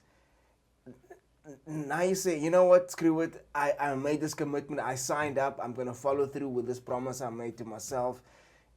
I'm gonna wake up at, I don't know what time you woke up. I think it and was 2 o'clock. Is it? 2 o'clock. Oh my gosh. And then decide I'm gonna go training. It's insane. Like I look and I'm like, yo. And I'm like, yo. And then you know what, but that actually inspired me to know that to be able to wake up that early and hit the road and still continue this path and commit to this challenge. And now I also wake up earlier, and I go running and I do, because I would always reserve a weekend for a long run. Yeah. Now I'm like, okay, I can do an 18K if I wake up at this time. So now that inspired me, and I took my training also to another level. And it's amazing how you can actually squeeze it in. Yeah. Because we do understand that all of us work, we need to leave, at least be home by 6 o'clock or whatever. So that is a target that I always set there. 6 o'clock I want to be done. So I need to rewind from there. I need to work back from there. So if I need to do what training runs or whatever, I need to be back by that time. So that's how my day starts. But like, what was that decision like? Telling yourself, I never had a choice. Looking yourself in the mirror and saying, "Self, tomorrow we're waking I up at never 2 had a- a.m." What time did you go to bed? Because obviously you have to break your fast. You have responsibilities with kids and so on. And obviously your wife. What was that conversation like with your family? Well, I never had a choice. It's okay. Either what a lot of Muslims did was, because when we break our fast, okay, well that time it's probably at about 7 o'clock at night, and then we break our fast and we eat stuff. Then at about 8:30, we go to a late night mosque event, which is called Tarawih. Okay, that lasts you almost an hour and a half, 2 hours. So some of us only get home by 10:30, 11 o'clock at night. That's during Ramadan. That's your normal day. So we break our fast, we eat, and then we have another prayer session which we go to mosque, and it's called Tarawih. So some of us get home by 10:30, 11 o'clock. What a lot of the guys would do, they would go and run after that. Now, I go sleep very early. Since young, I was an early bird. I don't have energy to run at night. So the plan was to rather run in the morning than run at night, yes. So for me to have gotten up at 2 o'clock and get ready to run at 3 o'clock wasn't a choice. I had to do it. Wait. I'm not sure this is recorded. Okay. So you would get home, let's say 10:30, and then possibly be in bed by 11. As soon as what I can, yeah. So it's midnight, it's 1 a.m., it's 2 a.m., that's 3 hours on the road to do how many Ks, let's say? We try to squeeze in as much as possible. So when we would do the 3 a.m. runs, we'd probably only be 3 or 4 of us, and we'll try to get in as much mileage as possible. So we needed to be back at about 4:30. So we only had an hour and a half to run, and depends on the pace, we could possibly squeeze in between 12 to 15 Ks over that time. So if we could get in 12 to 15 Ks over the time, we would. And So you had to be home at 4:30. yeah, because remember now we have to get home, shower, get done. Of course, you don't want to be too late because wife is getting up now, and of course we need to eat, and then we have to start fast. So I'm just getting the times right. I think we had to start fast at 5:30. So of course you want to get done, Eat. prepare, first shower and get done, and then eat as well. And then of course we stop eating maybe 10 to 15 minutes before we start fast. Because you don't want to eat on the last, and you need to brush teeth and mouthwash and get everything right. So it was actually a bit of a push to get home and get all those things done and then get everything sorted right. So it was a hectic month. So what did it feel like the rest of the day? It actually wasn't too bad, and it was amazing that a lot of people would think that you're tired, you went to go and run now you're fasting and your body. It's not just that, like the sleep factor alone. Yeah. So was the lack of sleep, you filled up, but obviously you're not feeling like you would normally, right? No. So it's like the small little breakfast or meal that you're having, essentially, and then the rest of the day, like nothing. Because obviously you get thirsty because you lost a lot of water on those runs, and you're not running slow, so you're obviously pushing a pace. Yeah. And it's mileage, so you lose a lot of sweat. And fortunately for that, we didn't train every day though. Mm-hmm. So I would only do that on a Tuesday, Thursday, and Saturday. 3 or 4 times a week we would only do training. Okay. So it wasn't every day we would train. So that was even less mileage that we did. Less. And then sometimes I'll go and strive on a Saturday morning while you are fasting, like after your fast, when your fast starts, so when you're not allowed to have any water or any food, you run 21 Ks. I think it only happened. And you know what? What's amazing is not a lot of us realize that when you do intermittent fasting and you maybe do things like that, you have the surge of energy that you don't know comes out from where. I don't know why. I'm sorry. It is. I experienced that. When I hear bullshit. I experienced that this year and not knowing where it came from. Example, when we went down to Viscus Marathon was during the fast. So we arranged a bus and I then said, I'm going to drive myself. So I drove down our club members to Langebaan and I thought, you know what? It's during Ramadan. I'm of course not going to run the marathon. But while I'm there, why don't I just enter the 10K? What can a 10K be? That's during fast. Instead of me sitting and waiting. You ran a 10K. I ran a 10K. I ran a 10K in West Coast. So I thought, you know what? It's a Saturday. Instead of me being at home, I'm going to drive the bus down. So of course we pick up everybody and we went down to Viscus. And lucky you could enter on the day as well because that was last minute crazy decisions in my mind. That's cool. So I went there and I said, listen, late entry scan, yes, entered, did it. And I'm thinking, okay, I'm fasting now. I can't sip any water, I can't have nothing. But I'm sure this 10K can be fine. Entered that, brought all my gear with and started the race and go ahead. And I took it easy. I'm like, this is too easy, let's go. And pushed it and it was like nothing, promise you. No, okay, fine. You can do the race without any food, right? That's fine because obviously you just ate before that. Maybe a few hours, yeah. Yeah, say by 10:05 for the latest. Okay. So there is still some fuel in you, so that's fine. But after the fact, I know I'm hungry after a race, like after a run. Like I'm hungry. All I want to do is eat and drink water and mind. fuel. Your mind is so important. That's insane. I always say this part is probably the most important part. If your mindset is right, you can do anything. Wow. And I just realized that as well after Ramadan, like when you start off to fast, like your first 5-6 days, you have the craving for food, you get hungry, especially by 2-3 o'clock. You get hungry, you get a bit moody, sometimes headaches. And so when you eat by 9-10 days, it's like your body that just conditions and get used to this. So you go right through the day. By the time you get to late afternoon, you're okay. By maybe the 15th, the 16th, the 17th day, for some reason, I get a lot of energy. Then I want to start working. My guys at work know I got a lot of energy. I want to do stuff and whatever. With nothing in your system. No water since this morning, no food, nothing. I'll die. But you know what's funny about that is, you know that you can't eat or you're not going to eat till 7 o'clock at night. And it's like your mind, you conditioned, you accepted all that stuff. Come after fast. And now maybe like 10 days afterwards where it's like normal, you can eat. And so it's like by the time you get to 10, 11 o'clock, you are so hungry. But rewind 20 days ago, you weren't hungry. You wouldn't. Mind.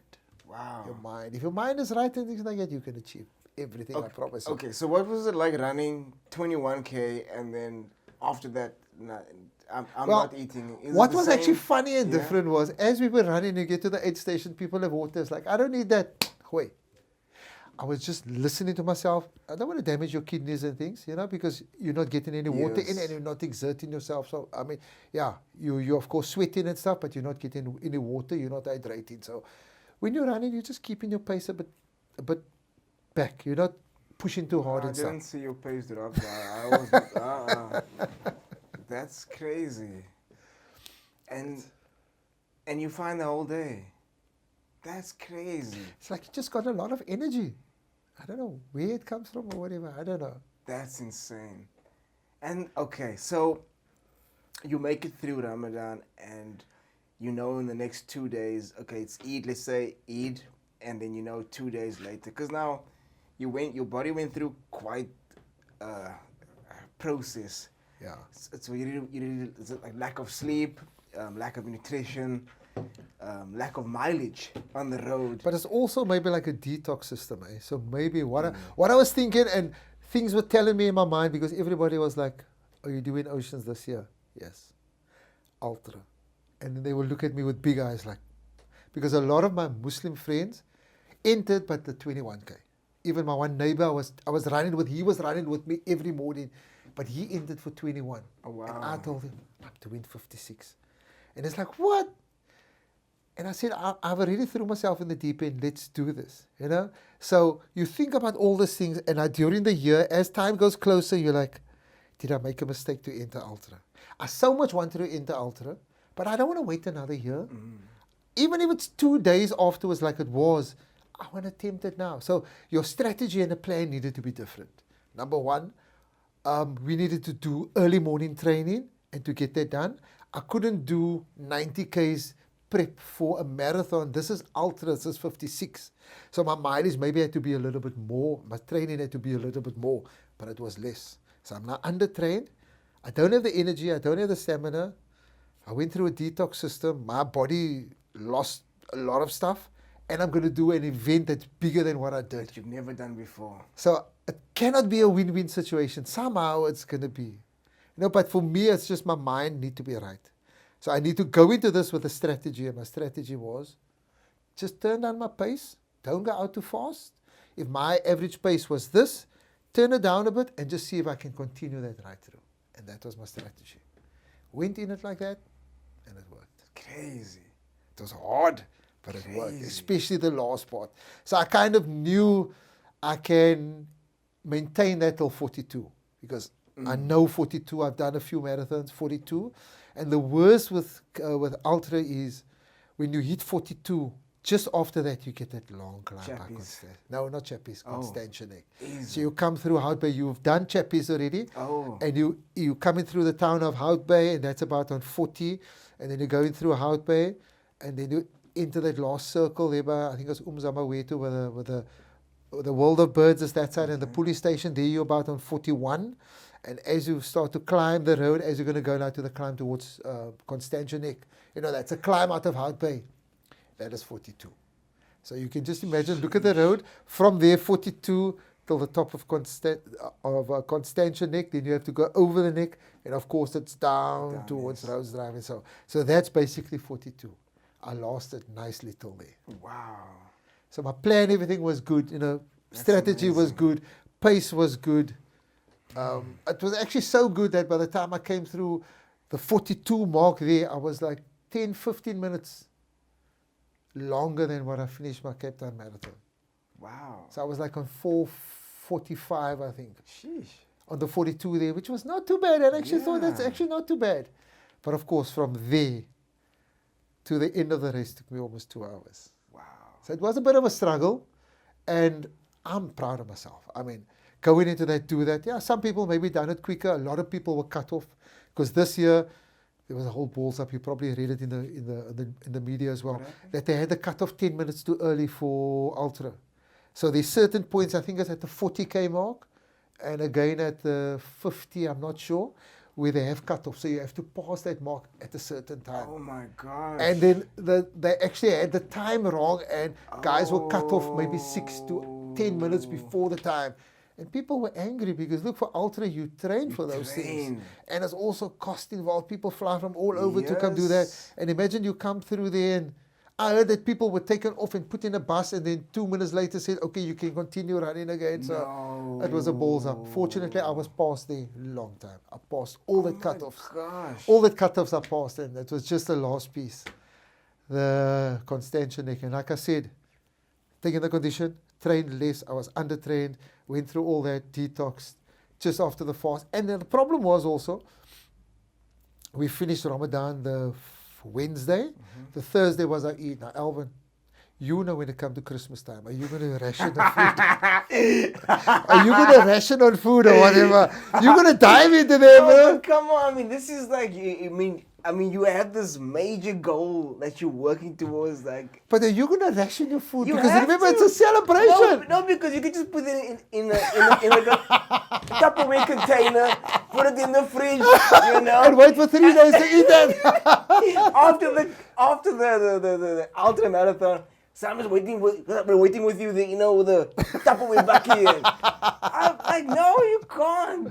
So that Eid of ours was the Thursday. Because I remember, look, we need to cite Moon for Eid. Yeah. So I just thought also, you know what, if it's a Wednesday, it's okay. That will at least Yes, be another there 2 was days. that. There was, I remember. So I thought, okay, if it's the Wednesday, then it's fine. Then at least I can still try and squeeze in something the Thursday and the Friday, and then we run the Saturday.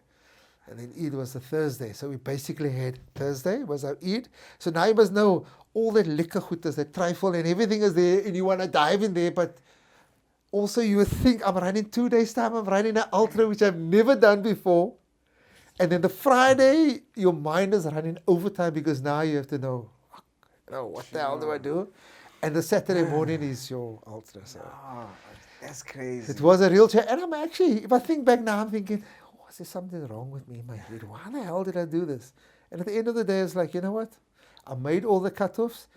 It wasn't, I didn't set any records. That wasn't the plan. I just meant to make all the cutoffs and come in comfortably, and I done it. And I came in with a nice gap as well, and happy. Nice, man. And at least I experienced it. So now I've completed one ultra. So. How did that feel when you done ultra, knowing that what you just went through? And it was actually emotional. It was actually, it was what an achievement, eh?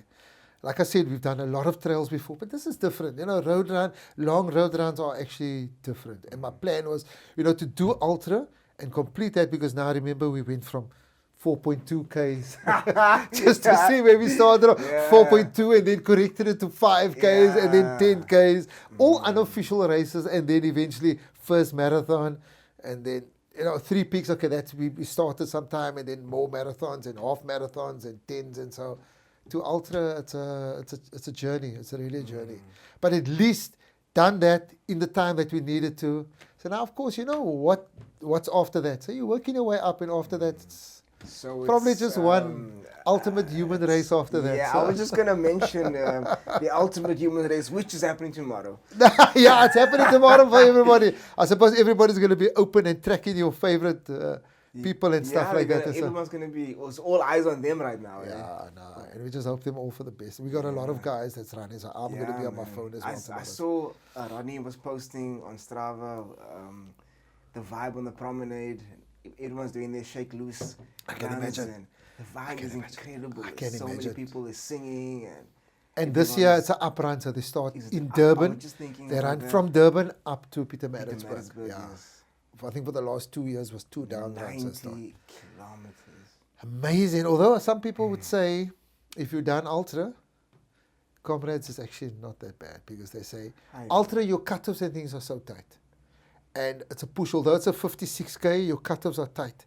They say on comrades, your cutoffs is a bit more lenient, and there's a lot of places you can actually walk for some time and run and walk and time. So if you're not there to set any records and do whatever, then you can achieve.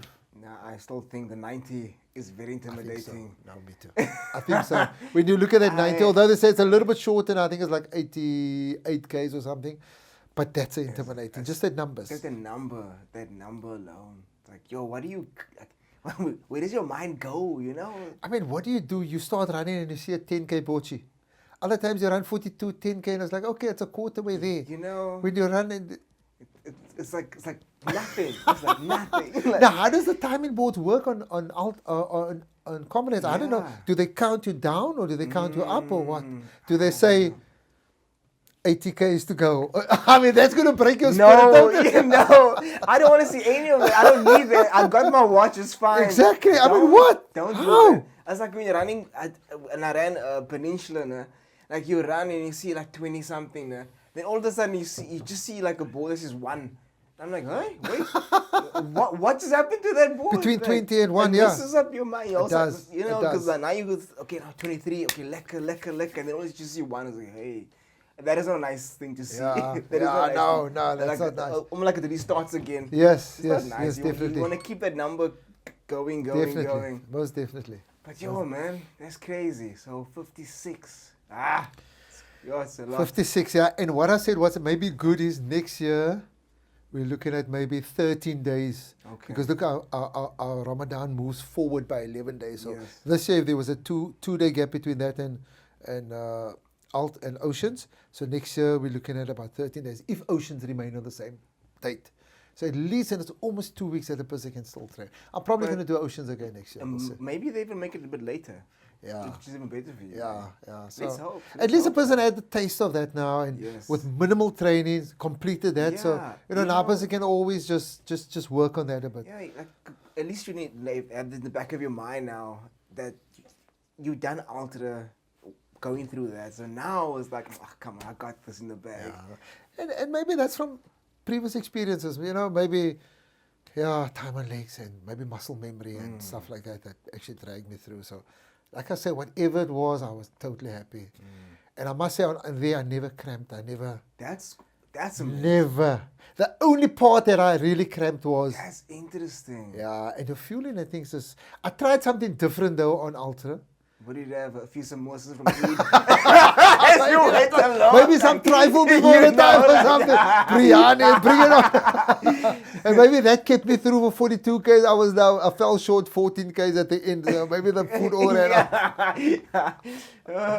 Yeah, but that's also so important, fueling. And a person will never really get the right what works for everybody. Everybody's system is different. You would ask them, what do you use for fueling? I use this. Yeah. You try it, doesn't work. I've tried the goose. It doesn't work for me. I would only use goo on trails for some reason. No. Some of my friends would use those things on road runs. Look at them. For some reason, I would only use goos and those little stuff on trails. For me, I just feel that you have to use and exert these big babies so much more, and these are the things that usually cramp. So I'll use them. Road runs. My groin usually cramps, like my Is it? adductors. Oh, inside, okay. Yeah, those really, for some reason. On road running. Road, yes. And the only cramp when I do trail challenges. When I do trail, nothing. When I do road, nothing. But only when I do a challenge or a race. Oh, then, is it? Then the cramp. Okay. I don't know why. What I actually found out that's very interesting is over the time, I think you know me for a long time. I'm a very technical person. So being a qualified diesel mechanic and being involved in my business for long, I do a lot of technical stuff, and I always apply my mind to technicality with everything. Yeah. So when it came to road running, you would always ask advice by experienced runners. The you know. veterans. The veterans, Yeah. you know, what works, Yeah. what type of shoe must you have, Yes. what. And people would give you advice. Salespeople at stores would actually, tell you, this is a marathon shoe, you must try that. And for some reason, I would just try this and just use common sense and just try different stuff. And I must say, when I started running and turning up the distances more, I struggled a bit with my knee. Now, I had a bit of a issue with my right knee, a few years ago. Oh, the ice skating incident. Ice skating. So I Yeah. completed 3 peaks the Saturday and the Sunday. I did ice Yes. skating and I fell and I hurt my knee. So that has still been lingering a bit. So whenever I would do high mileage, I would have an issue with my knee. It's not that it's sore, painful, but it will always be like an after effect there. And I must say, I changed 1 or 2 things over the time, also tried and applied my mind, and it seems like, touch wood, I'm not going to say it's gone, but it's Yeah. much better. Yeah. Went softer on my shoes. Ah. Went a bit more absorbent shoes. Yes. And didn't run with the very, very hard shoes like the high mileage marathon shoes. I would go for a softer, more support. But that's good that you paid attention to that, and you found, okay, if you tried a new shoe, you tried a different shoe, a softer approach, and it's been working for you. It's That's been working. amazing. I think it's so important to listen to your body and to try new things and to just, tweak and see, okay, if I do this, this happens. If I do this happens. Always experiment. Yeah, and that actually gives you an enjoyment, because when you start doing road running, you're loving it so much. And what can be a damper on there is you do these things, you push your body to the limit, you're experiencing, you're doing good times, and then you have issues. And then it's like, you know what, I need to listen to my body as well. Yeah. Although I'm enjoying the sport, but if my knees and my hips and whatever is not liking it, I must either abort what I'm doing or maybe see how I can, just tweak that a bit and so. Yes. And if you can tweak it a bit, then it's cool. But if you try to tweak it and things don't come right, then either turn down your mileage again or go back to where you started. Yeah. So when that happened, I thought, God. Because I know I had an issue with my knee all the time. And then after I changed shoes and stuff, and it's like, so now I've got 2 or 3 pairs of softer shoes and they're different brands and stuff. And if I run in all of them, still feel good. So I know for a fact Yes. that was the factor that corrected that. When I started running, I knew nothing. I knew nix. I decided randomly one day I'm going to run a marathon. This is random. I know, because when I saw you, I was This is like, the most random decision of my life. Probably. I remember so clearly because we would do some road stuff. No, not roads, we would do some trail stuff, and then I'll tell you, Alvin, why don't you come join? Why don't you enter 3 peaks? Why don't you come do it with us? And then your response was, I don't run. Yeah. I don't do it because I'll explain to you. Then it's like, it's a long piece of run you Yeah. need to do. And it's like, no, I'm not I interested in don't that see shit. the point in running there. Like, Yes. why can't we just go mountain? I was like, that makes no sense to me. Like, now I Yes, must exactly run. why. Like, no. I remember, and then once we did that neck to neck, it was also neck to neck from Constantia Neck, and you end up by Kloof Neck, myself and Nick still done it, and whoever.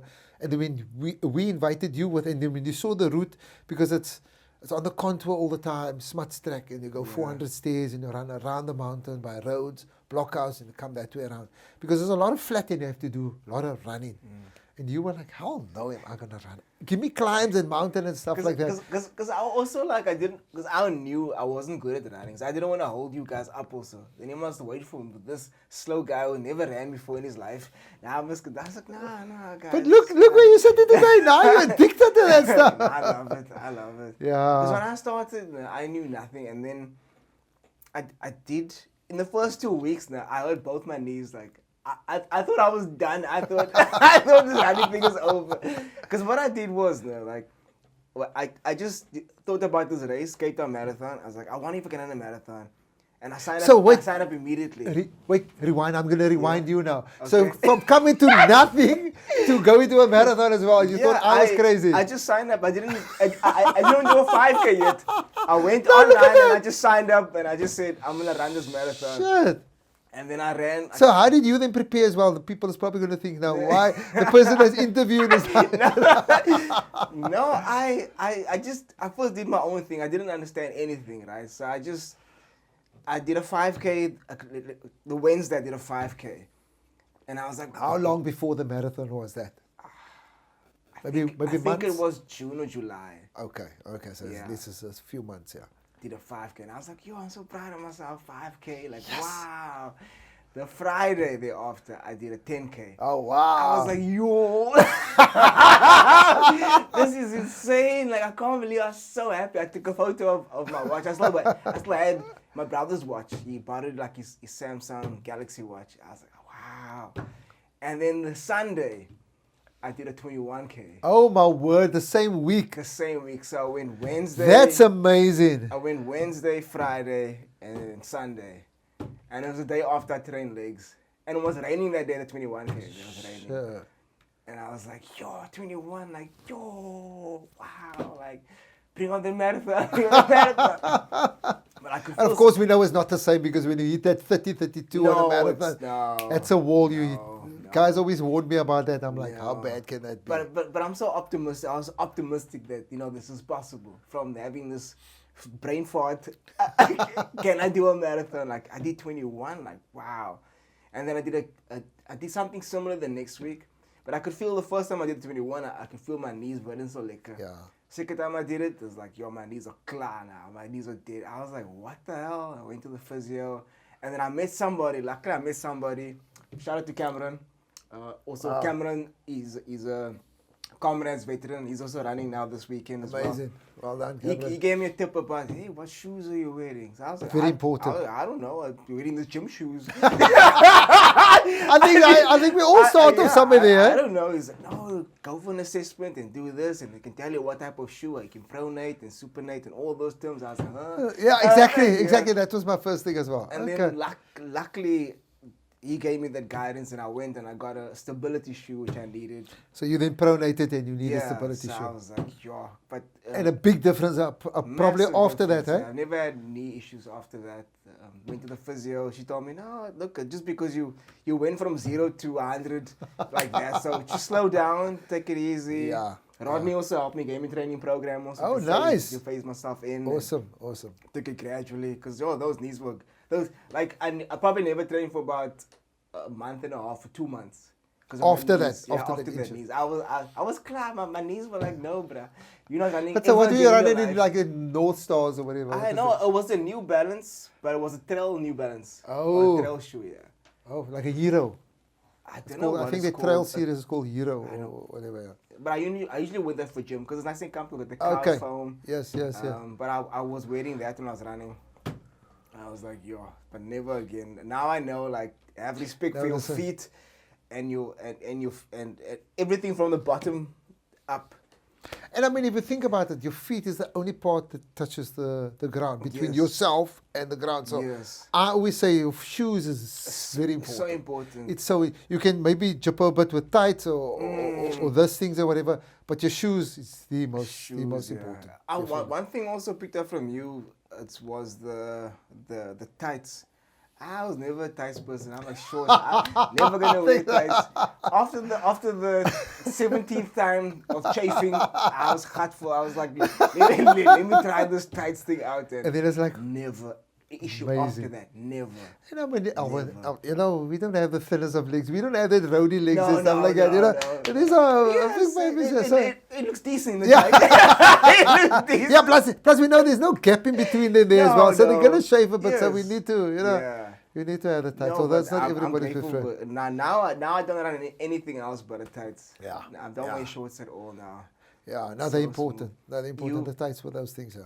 You touched on earlier, you were a diesel mechanic, and then one race, a Vescus race, you organized a bus, your bus company, Overland Tours, right? Overland Tours, correct. Yeah. So you normally organize buses for races for the club, is that correct? Okay, how it started off, I think it's only about 2 years now. I'm friends with everybody, so I meet guys from different clubs and stuff like that. And then there was a request one day that, some people that's maybe underprivileged or runners that don't really have reliable transport to do the away races. There's a lot of, in the running calendar, you'll see there's a lot of races that's not in Cape Town. Or maybe a slight distance out of Cape Town, like you have your Winelands, which is Stellenbosch, it's not too far. But then you have like your Langebaan, you have your Saldanha runs, you have ones in Villiersdorp, you have Bredasdorp, there was Foot van Africa, which I done last year as well. So it's a distance out of Cape Town. I mean, you know, if your car is not lekker reliable, you want to do that run, you may be, you know, a lekker athlete, but you can't get there. So we were looking at this and says, okay, if I put a bus together and we maybe see if we can sell tickets, and maybe those guys, if it's affordable, they can buy tickets and we supply the transport to the race and back. It's not, there's a big gap in the market for that, for the road runners. So no one really offers that. So I looked at that and said, okay, why not? So I've got different size vehicles from a 15-seater right through to 60, 65. But I knew, okay, let's try and target 15, 22, 32, maybe 36 a bit. So that's about the size. We don't know what the support is going to be like or what the demand is going to be like for that. So we started off, I think it was 2022, and we started in, I think, the Weskus was the first race. So because it's Langebaan, now you imagine you one runner in a household, you an athlete, you want to go down to Langebaan to go and run a race. It's going to cost you, I don't even know what petrol costs nowadays. You know, fuel is expensive. It's going to be, so you need to get in your car, drive down there, go do the race, come back again. Or maybe even go down there, because it's now early hours that you start off, and if you do a marathon, you need to be there by 4 a.m. in the morning. Because there's buses that takes you to your start point where you need to go. So if you need to drive down here, you know, you're going to be a bit tired, or you need to book in the Friday night sleepover. So it can be costly just to run a marathon. And we know the Weskus Marathon is a beautiful marathon. So I would like to run that one day when I'm big. Yeah, but you can do it. Yeah, you've already done that one and whatever. So we looked at it and said, like, you know, why not? So myself and two of the amazing guys in the club decided, okay. I told them, listen, I can make the bus available. I'll see what the price is. We divide it into the ticket per person, and then we create a little groupie, and we add it, and we post it on the Runners Network and so, and we see what the demand is. And that's how it started. Wow. So we eventually filled our first bus. It was to Langebaan, which is the Weskus Marathon. I think we started off with a 22-seater. It filled up like hell. Wow. And we pushed it to 32. Wow. And we were like 30 people on the bus, and we went through. That's amazing. So we needed to work out logistics and stuff. We kept it in the northern suburbs, because our club and things, and I'm based in the northern suburbs. So the night before, I'll bring the bus home to my place, park it in front of my door. We worked out the loading places. So we would target 3 loading places just there, like N1 City, Edgemead, and Parow. And then whoever comes from where, you can park your cars there. We arrange with the security for safe parking. And we would pick up the runners. Okay, it is a sacrifice. So I would run the marathon and I would drive the bus. So you the driver as well? As the driver as well. What? So for the first one, I would drive. Madness. I would drive the bus. You know, it's the yes, I could get the driver to do it. But I'm like, you know what? Let's do this. You know, like sometimes when we do trail, right? And then, you know those bus tours that come with like 10,000 packs of people to Platteklip. And then the bus driver struggles because it's at night, and he struggles with how to turn the bus around. Do you remember that time? And then you just volunteered. I'll do it for you. Do you remember this that guy time? doesn't even know you. A guy didn't even offer you a bus license, driver's license, nothing. You just like, no, I'll do it for you. And then yeah, the guy, he came to far past the bus turner, and he was stuck by Platteklip. You remember I the remember day? that. And he's like, I can't turn around. I say, are you sure? Do you want me to turn it around? He didn't even know if I got driver's license. That's the thing. Like, I was like, this brother doesn't even know. I was like, what's going on Come, here? give the bus, come. You just stand there behind, turn it.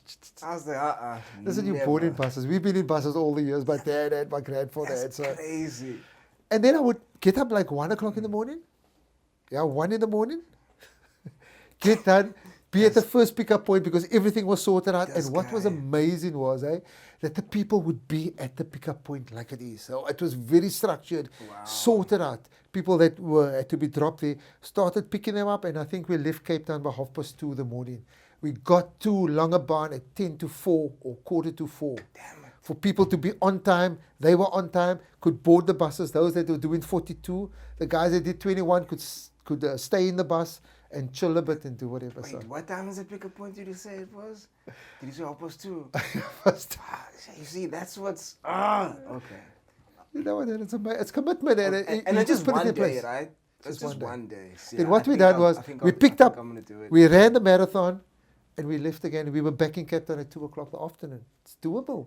Oh wow, 2 the afternoon. Not bad, eh? Not bad at all. Because some people would think, you'll be tired and so. I was actually surprised that I could get up that early, go down, run the marathon, chill a bit when you're done, and drive the bus back and offload everybody.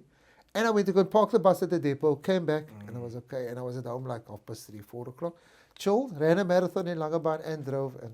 And drove. So, with the one of the things why I wanted to do Peninsula, what intrigued me was, like normally, like I don't know about you, but for me, I'm a guy. I like knowing, going with my own car and coming back, having that control. And you got your goodies in your bag and like your dog bag and your food and whatever's there, whatever the case may be after wherever you go. Now for me, I was like, you know what? I'm going to run from Greenpoint to Simonstown. I'm not going to have my car there. Okay, there's a bus service there, but all my stuff is... I was like, you know what? Out of my comfort zone, I'm going to do this. I'm going to see. And it was so nice. You just go and do the race and then come back using a bus. And everyone's there. Everyone's speaking about the race, chatting. Look at the gears in the bus. And it's nice, man. It's nice. It's different. Sometimes we don't experience that. Okay, it's maybe not as efficient as what you would want it to be. Because when you get there, you can chill. The bus was there when after I was with you guys, right? Yeah. The bus was there, and it was lekker. Sometimes it changed. Look, the only difference now when you organize a bus and you do the away trips, because you have 20 or 30 people in there, you need to come to some type of agreement. Okay, guys, when we're gonna leave. To get there, it's fine. I sort out that. I work out the loading times and everything, and it worked. For now, I think we've arranged 12 trips, and every trip was a success. Wow. And the pickup times were spot on, the time to get there, because I know more or less what time to get there, and so everything was sorted out, but now it's the coming back. So, right. If the race finishes 10 o'clock, example, prize giving is at 11 o'clock. I'm just saying. And then prize giving might be an hour, it's 12 o'clock. Do you guys want to leave at 12 o'clock, or do we want to leave at 10:30? I'm just saying. Some people want to leave 10:30, some people want to leave. You can't really satisfy that. Vote, or how does that process work? I would just say, okay, listen, guys, for now, we're going to leave after prize giving.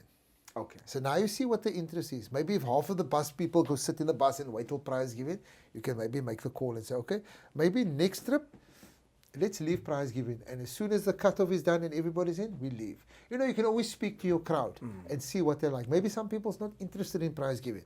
Maybe there's a small percentage that is. So that's about the only thing that we can... Because, I must understand you're busy with 20 people. There must be a compromise somewhere. Correct, yeah. But for now, I think everything has been okay. Or maybe they meet buddies or things that's there. And if it's not too far, they'll say, listen, don't worry with me. I'll jump a lift with my friend and go. If you're okay with it, it's fine. You paid for your ticket already. It's cool. If you decide to go, you can go. If everybody else is happy, let's go. But for now, it worked out perfect over the time. So I think I'll do that next year. Yeah. Because it's just after Peninsula, right? What's it's about that? a month after, yeah. I think yes, I think so. Yes. The guy on the bus told me, "Are you doing Viscous?" I'm like, "What do you mean Viscous? We just did this one now." Yeah, we done now. Yeah, exactly. Is there more? Is there more for the year? It's like, yeah, it's a liquor race. I was like, hold on, but I'm still processing this one. And that's Roadrunners, because I must actually send you the whole race calendar for the year. I did. Okay. So that's why I saw the Blowberg one as well. Okay. The Blowberg one is on there. I know I've never done Blowberg, Is for some reason, I've never done it yet. It's a new race. Yeah. I heard it's a new race. But it was, I think it's been out more than 2 years now. Yes, more than 2, yeah. I think just after COVID it started. Yes, because I think with Blowberg it's very close to Winelands or so. So the first time we done it, because of course you can't run all the marathons, No, and you also can't. it also affects your pocket. But Blowberg isn't bad. I think Blowberg is 250 or 230. You know what? And you talking, as well. When guys and runners complain about prices of entries for road marathons, and it's like, try doing a trail. You see what the prices of trails is? Trails are so much more expensive. So when people say, oh, you know what? This race used to be 200 last year, now it's 220. And I'm like, yeah, right. Yeah. The trail would have gone up by flipping 20% already or whatever, yeah. Exactly. Yeah, man. I think you just have to add that to your budget. It can become expensive. Not eat this month and then, sign up for a race. But it can add up if we do, let's say, 10 a year or something. No, I And do. Like little small road runs. Like today we ran at Sanlam 10K. Yes. It's $90. Yeah, not bad. It's okay. 90? 90. Okay. It's not bad. It's a 10K. You know what? We done it for our culture program and stuff, which was nice, successful and so. But you know, further on you're gonna have 21s coming up or 42s coming up, and so then it kind of. And I mean, I think next month as well as that Bastille Franshoek run, Bastille Trail Run. I've done it now for the last 2 years and so. wait, when is that happening? In July, I think it's the Is it? 13th or the 15th of July. I want to focus just on what's his name now, Blauberg. I want to get that over and done. When is Blauberg? What date is Blauberg? August, end of August. Okay. Yeah. Yeah.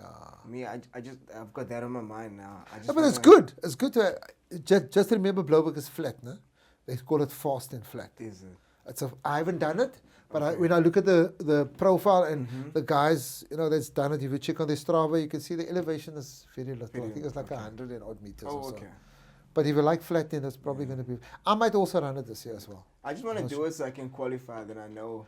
Oh, you're going to use that That's- for? Oh, That's out of the way. 56 for next year. That's out of that. I just want to get that out of the Also, way. you're going to use that as your qualifying As a run. qualifier, You just yeah. need to do it under 5 hours. And I'm Exactly. sure if it's fast and flat, you can. That's doable. Yeah, I mean, I have done a marathon under 5 before, so I know Nice. I can do it again. And Yeah. I'm training.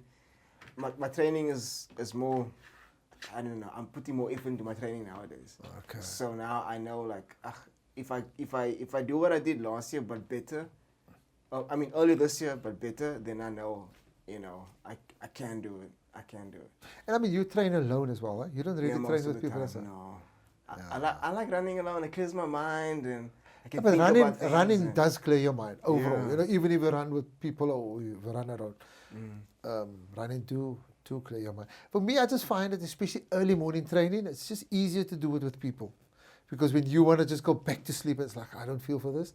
There's people waiting. Because remember, you even the one like with me, I'm a lot the one that said, "Listen, let's meet 4:20 tomorrow morning." So, and you can't come cancel because those people are going to wait for you. So you're kind of forced to get there You and have to, train. yeah. And when you run it, then it's like, you know what? It's not so bad. It I'll holds do you it again." accountable. That's it, yeah. So, Like this morning, I took a bit of extra time because I woke up and I was like, I'm not list for anything today. I was like, no, like the ice bath was like, I had a 5-minute conversation with myself to get in the ice bath. I was like, why are we doing this? Like, no man, let's not do this, man. Nah, man, let's just go back to bed, you know, like. But I said no. when we you do have to. Vitsa, what time do you usually get there? Like way before the time, or do you start when they No, start? like winter now they start at 6 o'clock, right? Yeah. So I still keep to 5:30. Oh, so you I run start- the route, but you start off I start earlier. earlier, yeah. Okay. And even in summer, like let's say it's 5:30, and then I'll start maybe about 10 minutes before that. But that's okay. Yeah, because you know the route by now. Yeah, yeah. It's actually a very nice route. It is. It's- Lots of hills and stuff, and I love the hills. I hate it, but I love it because I know it's going to develop me and Yeah. it's gonna make a massive stride in my progress. No, definitely. And that's what you need So- to. And a lot of people don't realize that the hill training that you do just helps you on No, races and absolutely. stuff like that. Just you mentioned the Kaushi program with your club, Yeah. right? Your club's name is Harriet, right? Goodwood Harriers. Goodwood Harriet. Goodwood So Harriers, yeah. just explain to people what that is. The Kaushi Okay, program. Couchy program is basically people that's never run before, who've never maybe run a 10K before, maybe not even a runner, you know. They want to start getting into road running, and obviously we know it's difficult doing it by yourself. So a lot of clubs offer that. So we offer a Couchy program as well. So Couchy, I also never understood it before. Like Couchy, I thought it was a coach or thing. So it's basically that you sat on the couch, and now we're going to get you up and to go and run. So we kind of target a distance, not 5. 5 is easy and is doable. So 10. So what we'll do is we'll advertise that, listen, we're going to offer a Couchy program, 1 to 10 Ks, and this is the training going to be, and then we'll have a graduation run. So we'll have a look at the calendar and say, okay, in about 8 weeks' time or 10 weeks' time, depends on how long your program is, there's a nice 10K coming up. Whatever it is, it's on the calendar. So we'll say, okay, that will be a nice race to have a graduation. Then we'll work towards that. So we targeted Sanlam, which is a 10K. So that's cool. And it's a league race as well. When I say league race, is a race that adds to points for different clubs. So different running clubs, if they do these races and they have more entries, then you get certain amount of points. And you go like onto a leaderboard type of thing, you know. So we advertised that a few weeks ago. and then we got probably over 40 people Wow. that was interested in being part of the coaching program. And then we assigned, or people volunteered to be coaches. They did their training. I think they done like 2 or 3 days a week, training. But remember, you're running with people that's never ran before. So your challenge is quite big. And then the guys would actually do the training and stuff. And then today was the graduation. Aw. And it was nice because, they identified, we made some nice sweaters for them. Yes. And I was not involved with that because we always do our own training. And there was about, after the 44, I think 35 came. There were some that never pitched. But it was amazing to see that people ran and they achieved and they did 10Ks. And for them, it was like, wow, amazing. And, when we sit back and rewind and think, that's where we all started. I started with a 4.2K that I thought was 5K, and I was amazed. I was like, yes! Now we're running ultras and stuff like that, so it's a massive achievement. That's liquor. You have this group, this clique of people that you run with during the week. Like, Yeah. That's amazing. Especially during Ramadan, they would actually wake up a similar time and run at those weird hours of the devil. 3 a.m. you were on the road and they joined you. That's just amazing to have that type of support in that group. And it's actually quite nice. Yeah, I've actually got one friend, Tammy, and she's probably going to listen to this as well. She told me, if I'm going to get bags under my eyes, you're going to pay for that because I'm going to sacrifice the time to get up, so I'm going to run with you. So she and my other one buddy, Miezo, we kind of like a good friends, and he said, I'm running with you. And I thought, you know what? I feel actually good that these buddies, they're going to sacrifice their sleep to get up and run with you. And that made it easier. And then, of course, my one neighbor, Rashad, that lives opposite, he then entered the 21. I thought he was also doing the ultra. And he entered the 21 and he told me as well, listen, because I got him in Moss the one night and I told him, listen, I'm going to be doing training during this month. You want to join? He said, yes, because he was just going to run by himself. So we were like 3 to 4 or 5 that ran together. So, like I say, if there's more people doing it with you, it just makes it easier. Because to run at 3 a.m. in the morning. Sure. And also for the safety factor as well. Yes. You need to consider that as well. Yeah. But I must say, our runs and things, we never felt a bit, scared or anything like that. I mean, the demons are awake that time. And they could easily possess you. Yeah. They are. But that's nice to have, man. That camaraderie between you guys and to all them to make that sacrifice consecutively for a month. Like, after the first day, I'm like, Nazeem, you know what? I'm not going to make it. See you at Ultra. I'm not going to make this year. To think about it, And think about, just rewinding it now. We ran on a Tuesday, Thursday, and a Saturday. 15, 18. We tried to push as much. So that was basically 30, 40, not even, Your legs were probably in shock. Your legs are like, are we relaxing this week? Yeah, we're supposed to be, But then the thing is also, if you look at your month's mileage leading up to Ultra, it's like half of that. So it was a bit of a concern, but you made it through. When do you want to do Comrades? We were talking about it. I was thinking, the way I feel now, I feel good. I've changed training programs a little bit. We tried a little things, tweak stuff. And of course, we're getting older, and I don't know if you get a bit weaker. You probably would, it's just normal that as you age, you don't have the energy that you had when you were younger. Fake so news, probably as soon fake news. Fake news. I can see that. That's not convincing You've anyone. been reversing the aging process. But you feel good, amazing.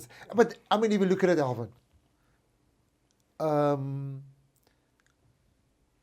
what is that now? I can't even get to the word now. We have dumpstruck.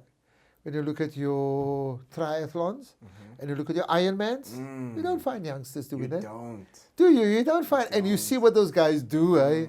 And I've noticed a lot of these people who do marathons and ultras, right? It's not the youngsters. You get a lot. There's more people who maybe in the 40s, like people start running when they're 40 years old. Like, and I don't understand why that is. Is it something about you're building up your temperament, you're building up like your mental fortitude at that age? I don't know, but I think it's weird. maybe when you got married and you had kids and you have all your debt, so you have to just run off all your stress. Run off all the stress. So you've got all your debt that's been building up, so now you have to run. So you're forced to run when you're at a later age or whatever. I don't know. I don't know. I feel better now than what I felt probably 10 years ago. You see, so I do feel better, and I feel actually stronger and stuff like that. Your age is dependent on your lifestyle. Yeah. Like if you live a certain way, you're gonna feel a certain way. Yeah, You true. know. So it's all about you and how you live on a daily basis, what you put into your body, how you exercise your body, how you sleep, how you take care of yourself. Not during your Ramadan when you had 2 hours of sleep now. That was an exception. We all know that was an exception. But That was crazy, yeah. everything you do to your body, with your body, for your body, has an impact on your life. Not only your life experience on how you feel on a daily basis, but taking you through to the last part of your life, like 70, 80, if we're lucky to get there. Get there, yeah, true. How you feel, because a lot of people feel old at 30 already because they lived X, Y, and Z. Yeah. So I think everything you do, it's basically you putting funds into your retirement annuity every month, or every day. This is what you do, and then you reap the benefits when you're older. Yeah. And coming back to Ramadan, it's the first year that I've made this change, and only reason was because of Ultra. And it was only 2 or even 3 days after Ramadan. So it wasn't by choice. I had to train during Ramadan. So what I would do other years was, although I didn't belong to the club and I didn't do much of the training, was during Ramadan I would do nothing, because for me it's a month of sacrifice. Whatever happens there, I can always just start running again. That was always my mentality. During this month, spiritual. We're just going to do what we need to, give up whatever we like, and just have a month of Ramadan, sacrifice and what. And after that, go back. Yes. But you know how I struggled to kick back after that. Really? For the last 2 years or 3 years before that, it would take me almost 2 months to get back to where I was before Ramadan. Wow. That is only running. I would struggle so that it would take me up to 2 months. This year, I did Ultra 2 days afterwards. And after Ultra, I just kicked back like that. Really? Because I think it was the next day or the day after you did a 15K shake loose. You saw that? Didn't you just do 56K? And you're doing 15 to shake loose? Wait, what? But you know what? Also thinking about it now, Ramadan was now the other day, like a few months ago now. Yeah. Straight after that, now I did a run the other day and I set my PB in my 5K and I set the PB in the 15K and stuff like that now. Yes. So maybe now, this is the best way to do it. You just keep training during Ramadan, and the benefits that I can see from the, it's a detox thing. You lose a bit of weight. I can feel I lost a bit of weight. Yeah. It's also a detox, so it cleanses your system. And if you just continue slowly with your training as well, your recovery after that is so much quicker and so much better. So for me, even if I'm not going to do an Ultra after that, I would probably want to continue to train during Ramadan like I did. And I just feel that's just so much better. And you can also just do marathons and train runs again after that, and you will just be better. Yes. So that was actually a very good eye opener. So I'm just going to try and keep on doing that. Going to keep doing that going forward. Yeah, That's awesome. Yeah, That's and I awesome. think that's I think that's actually good. What was the question that I actually asked you? But I think we got on the sidetrack. It was something about what was Oh, comrades. When you want to do comrades? Oh, comrades. We're talking about Okay, getting older and the energy and everything. Oh, is that it? Okay, how you reverse okay. aging, which you're still going to share your secrets of how you did that. Shit, but if you look at the time, I think we're almost close to 3 hours. But in case, next year. Next year, okay. Next year, God willing. Next year. Next year. Next year, yeah. 2025. 2025. Then Are I'm you looking at. organize a bus for that as well? No.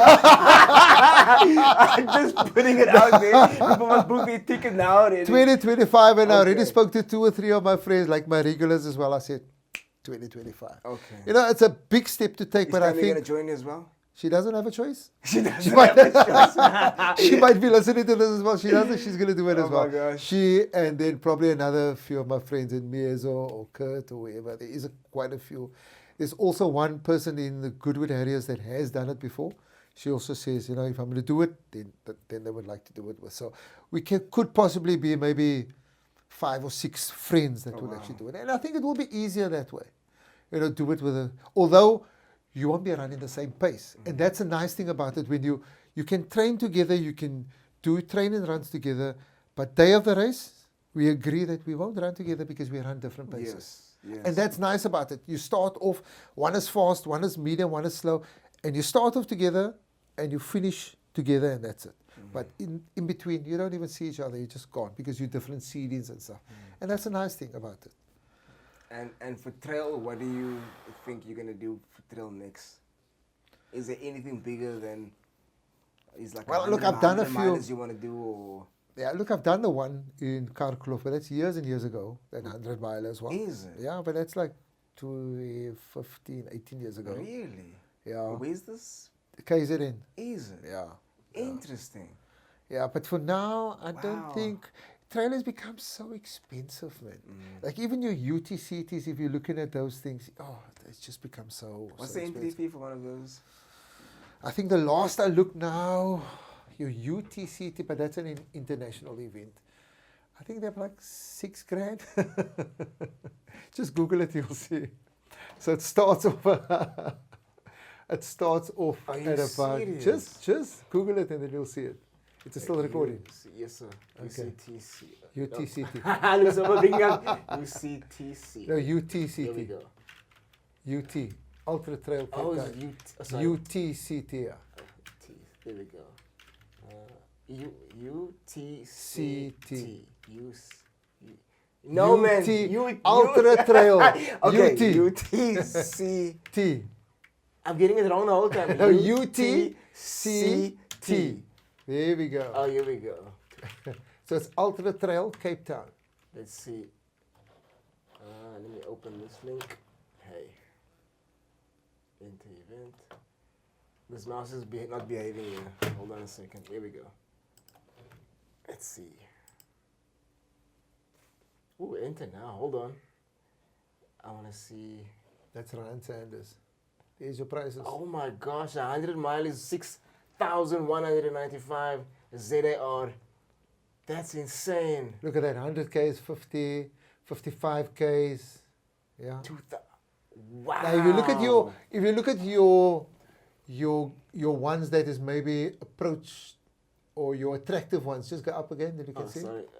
Your attractive ones would probably be like your 25, your 35, or it's a 23 now. But look at the price still. $2.5 grand, 1.5, 16K is $900.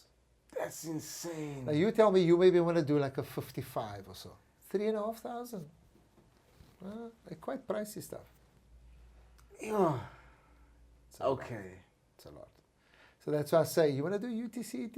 If you got the budget, then I don't think so. Wow. So I'll rather stick with the local stuff now. I had no idea it's this expensive. Yeah. Your other ones like your Sky runs and those ones are a bit cheaper than that, but UTCT runs are quite expensive. I'm sure a lot of guys have to explain to their wives why they need to pay this And then amount. then you do things like that, and then you need trail shoes because your trail shoes obviously don't have the lifespan of your road shoes. So if you can squeeze out about 1,000 Ks, 1,200 maybe out of a road shoe, which is doable. Trail shoes, 500 Ks, you're done. Done. Promise you, you're done. And it costs about almost the same price as a road shoe nowadays. I squeezed out 1.6. Yeah, of I my told you now. Kianas. Are you sure you didn't wear that to the mall and stuff like that? No.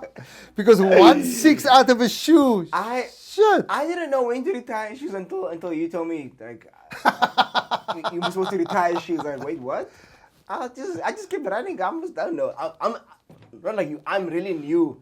You're also new. Nah, I don't think so, sir. Do you know what? When I started running my first shoe, when I had my first shoe and I was running, how I knew my shoes were done, it started to make a noise. You squeak or what? Like, No, boof, boof. And I was running like, who else is running The with? tire And I'm was running. flat or what? Yeah, like goof. But then it was like funny. Lucky I had a new pair of shoes, so I would alternate them, and I ran with them. And then lucky I had the same model of shoes, so I would run in that, and they are quiet. And these ones would be noisy, but there was nothing loose. Sole was right in Yeah. everything. And when I like checked the mileage, I saw that they like way over 1,000. And that's how I knew The that they support were structure was probably gone, and that's it. But I mean, nowadays you kind of feel it on your back, lower back, knees, ankles. You can feel once you start to run, and that's what you learn over times. And you find after a run, your back is a bit sore, your knees are a bit sore, ankles are a bit sore. Careful, your shoes are done. Always say check that. Yeah. Some guys try to push it. That's why it's maybe good to have 2 pairs, yes. maybe 3 pairs if you can afford it. Like my one friend said, I got illegal shoes, illegal, Oh, and I've got yes. the other ones as well. Yeah. So I've seen this rubber comment. yeah, have you seen that? shoes, Yeah. But those are the Adidas Pro 3s. Is It's a fully carbon shoe, but it's amazing. I love those shoes. It's it just propels you a bit and just keeps you on your toes. And so when I run in that thing, it makes you fast. It does. Really, Alvin, it does make you run fast. But then again, you get people that run with the same shoe. Isn't it a placebo effect? You think this is a fast shoe, then you somehow give me extra energy. Maybe it can be. Maybe. But you know what? And it only works with certain people because, like on that shoe, we're just drifting off the topic a bit. I had the Adidas Boston 12 as well, which has also got like energy rods in them, and it's like a carbon, not the carbon fiber, just got energy rods in them. Yeah. For me, that shoe also made me run good. It's like it just helps you. It like keeps you on your toes and help you propel because And the shoe motion. it's got a rocker in it as well. And then the only thing that I never liked was where your shoelaces end on the bend of the shoe. It started to hurt me there. I don't know why. Yeah. I loved the shoe and I eventually gave it back. But in that shoes that I bought, it was like a total special because it was expensive. Is it? And it was like a special, almost marked down half price. Whoa. And I tried that shoe and it was amazing. I love them. I just keep them like for, maybe for the Red Sox run that we do, or like a fast 10K or so. But nice. But then again, not everybody can run with it, and not everybody runs better in them, because a few of my friends run in them, and I'll ask them about it, and they're like, "That's okay, sure." I'm like, "Doesn't it make you run fast? Like, doesn't it keep you on your toes? Is there no rocker effect and stuff?" It's like, Wow. it makes me tired. I'm like, how can a shoe like that make you tired? But you know, that's why I say, not everybody runs or feels the same with a certain shoe. For me, I love them. Like what I noticed when you told me with regards to foot striking, if you were heel strike or midfoot, Midfoot or so, yeah. or was it toe, right? Yeah, Yeah. toe strike also, yeah. So, yeah. So what I noticed was like when you said like you were more heel and now you're more midfoot, and now you can feel how you improved. And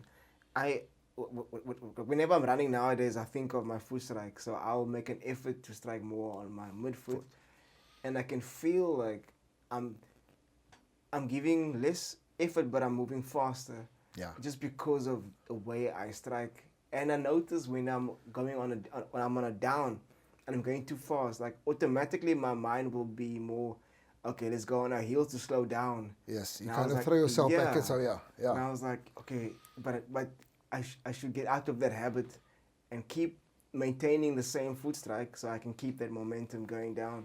But it's quite crazy how just a small adjustment can make a difference to your runs, eh? Yeah, that's true. Like posture, if you lean a bit too You far lean forward, yes. you close up your breathing system and so. Lots of the smalls. And what's good about it, no one can really teach you the right thing. You need to run and try those little stuff out. So I would try them out, do this, lift the knees, try this. And, oh, that feels good, and that's just less effort and so on. Yeah. Like I say, with those shoes as well, I love those shoes. Oh my God, they just run so nice. I for stability, That's a guys, problem. we don't have I much know. options. But I'm in love with my Kayano. Like I told you, like it was on sale. I got 2 pairs. I got 2 pairs. Obviously different colors now. Okay, The that's one nice. pair I must still take out for the test drive. Yeah, but that's good, yeah, but- I'll probably do it next week. But I'm gonna keep that for my like my race shoe.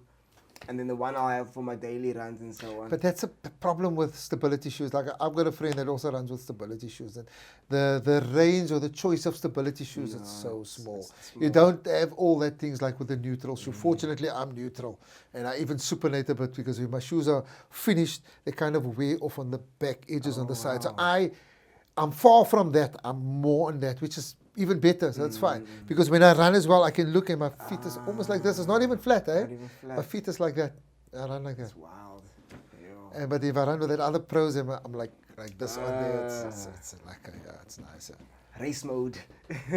But it's good, it's nice, and it actually just makes it. Yes. But of course, it's not only the shoes, with your training and stuff like that. Yes. You can feel that you can go longer at that speed. And what feels good is when you're running and you look at your watch and it's like, what? And you're running like sub-5s and it's like, and I feel so good, so it's nice, yeah. And of course, you know what, everything adds up. The more training you put in, the more time you put in and effort, just better your fitness level becomes.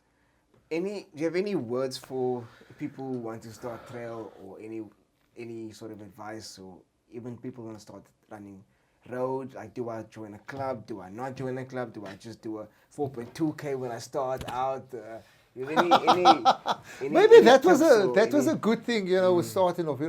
Start off with small runs, and just remember what I always tell people that start running, and I tell them, like, we belong to my group, so I just start up a group and invite everybody and become family and invite everybody with it. So, and I have just one thing, and I tell them, do not compete with anybody in the group.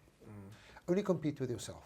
And if you want to compete and you want to become competitive, then you compete to your previous PB. So if you ran a 5K and you did 45 minutes for a 5K, and you want to be a bit competitive, and you compete with that. Don't compete with anybody else. And once you have that thing in place, then it's cool. And you'll find out that you do the best for yourself. And at the later stage, you find that you can start running with everybody else. If there's people, like in our group, we've got people that runs different paces. But when we finish off a run and we make 5 people that ran together, our paces are different, but we ran together. So if there's a big gap between the faster guy and the slower guy, we'll do things to accommodate you. We'll either loop to come fetch you, or we'll do whatever, or we'll wait for you, or whatever. So no one really runs the same pace. That's road running. So, but we'll make it work. So don't compete with the next person. Only compete with yourself. And you'll find with training and running with faster people as well.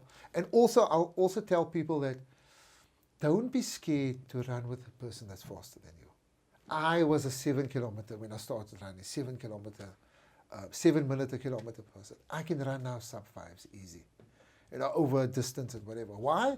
Because I wasn't scared to run with people that's faster than me. People always just feel a bit intimidated. It's like, no, they're too fast. Stop that. If we're going to run together, then they'll somehow have to wait for me or whatever, and it will also help me to become a bit faster. So where I'm not that fast, let's just try and go a bit further. And sometimes you're running and this is hard. I'm going to stop. Don't stop. Just try and keep that going, and then at a later stage, that was hard becomes your normal, and you can just go there a little bit further, and so you become fitter, and you can go. So it's all little things. It's just inside you. So, and then also trail. Trail is lovely. Unfortunately now, there's been a lot of muggings on the mountain and stuff like that. So if you go out there, just be careful. Don't hike alone. Don't be in the mountains alone. Yeah. We know what we do when Don't we try say this that. at home. Don't try this at home. So, but explore, go out there, do it, And also, if you need to tell people where you go, track. There's tracking systems. We're part of a big tracking system called At Safety Mountain Tracking. So, you can also post your activities, your trail runs or your mountain activities, and go out and enjoy yourself. So, trail running is good. Hiking is good. To start off first, hiking before you trail run, it's the best. You get your experience, your footing. Because obviously your mountain footing is totally different from there. Because you don't even get like a pronation or a supinate or a neutral trail shoe. It's just one thing. So, go and experience that, and it's the best. And I think that's why I say my beginnings from being a hiker to a bit of shedding a bit of weight, and then become a novice trail runner to where I am now, and then becoming a road runner. Marathon runner. Yeah, but I mean, trail runner. Just ultra. and I mean, being 50 years old already, so why not? So sky's the limit, man. Just push the boundaries and just do whatever you need to, and you still feel young. So you can still run with the younger guys. Because, okay, guys, the recording got cut off. We spoke for too long. The memory card was full. Nazeem just carried on. I warned him when we started. I told him, how long do I have? Because 2 hours is not going to be long enough. He had to first delete his memory card before we started the conversation, and I've It was crazy. Road running is nice. Trail running is nice. It's all fun, and it's the best thing is that you keep healthy. And you just keep going, keep the legs moving, and as well. It's a big adjustment from where we were to what we're doing now. We did normal hiking at the time, and then we started a bit of trail running and stuff, and then evolved again to road running. So, as long as we're just keeping fit, keeping the activity going, whatever it is that we're doing. Even if it's ice skating, it's fine. Figure skating. Figure skating, yeah, my wife would tell me yes. figure skating. Yeah, definitely. Yeah, but thank you so much for doing this. Thank you so much That's for being a pleasure. here. Thank you for being here. I was so nervous this morning after the couch run. I was like, shit, what am I going to talk about? And I forgot, because my friend says, listen, make sure that he's got enough time because you're not going to stop talking. But I appreciate you for doing this. I know you're not a in front of the camera person, you're a bit camera shy. So thank you for this. Thank you for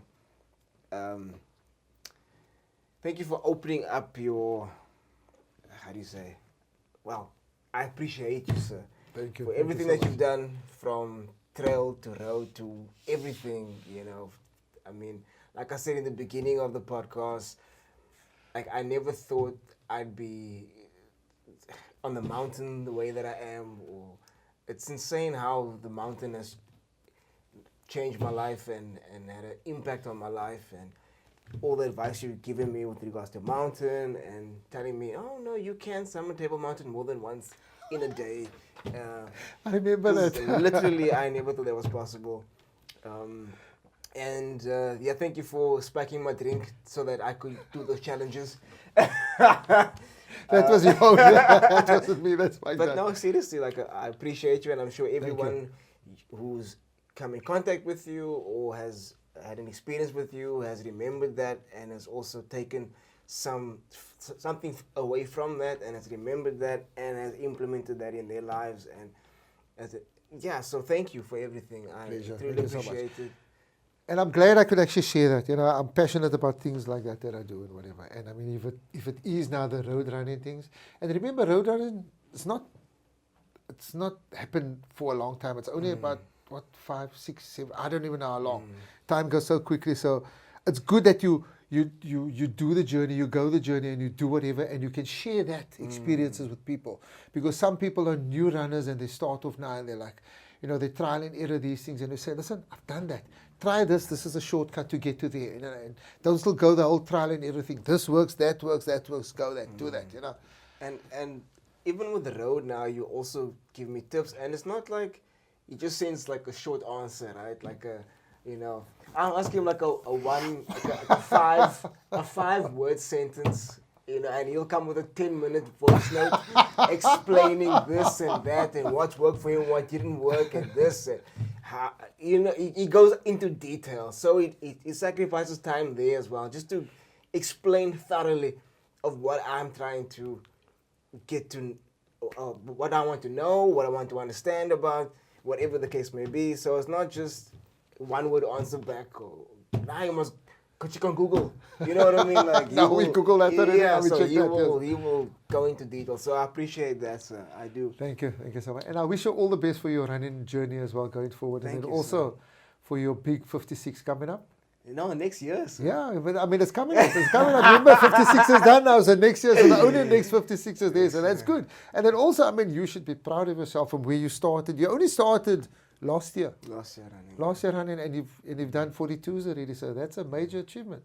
I mean, I think I've took a bit longer to get to my first 42.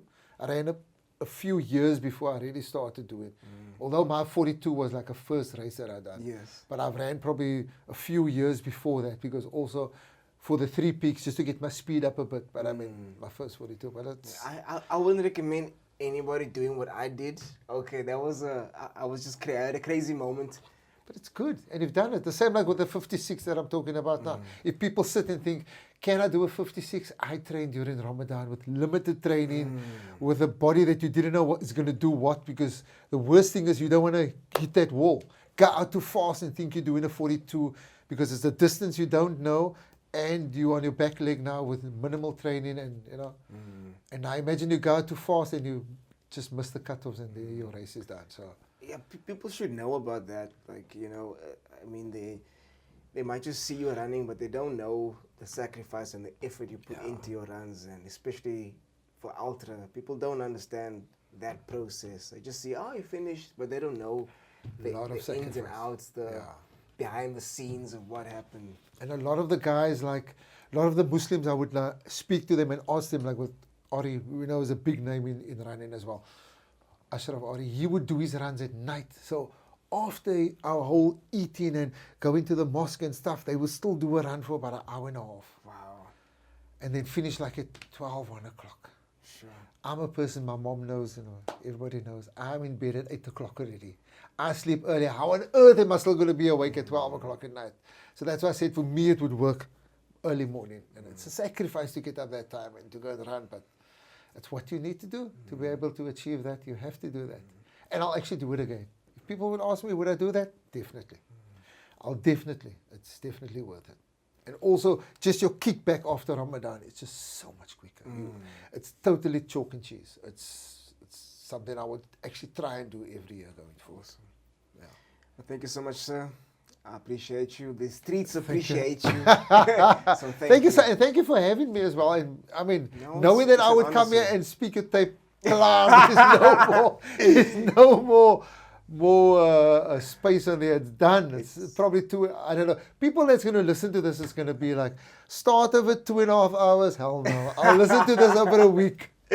But thank you for having me. Thank you, sir. It was an honor. And I'm glad that we could actually make this now because it was actually a long time coming. Absolutely. Thank you, sir. Okay, pleasure. Thank you. What you doing out in these streets, slave rule? What you doing out in these streets? What you doing out? What you doing out? What you doing out in these streets? What you doing out in these streets, slave rule? We in these streets.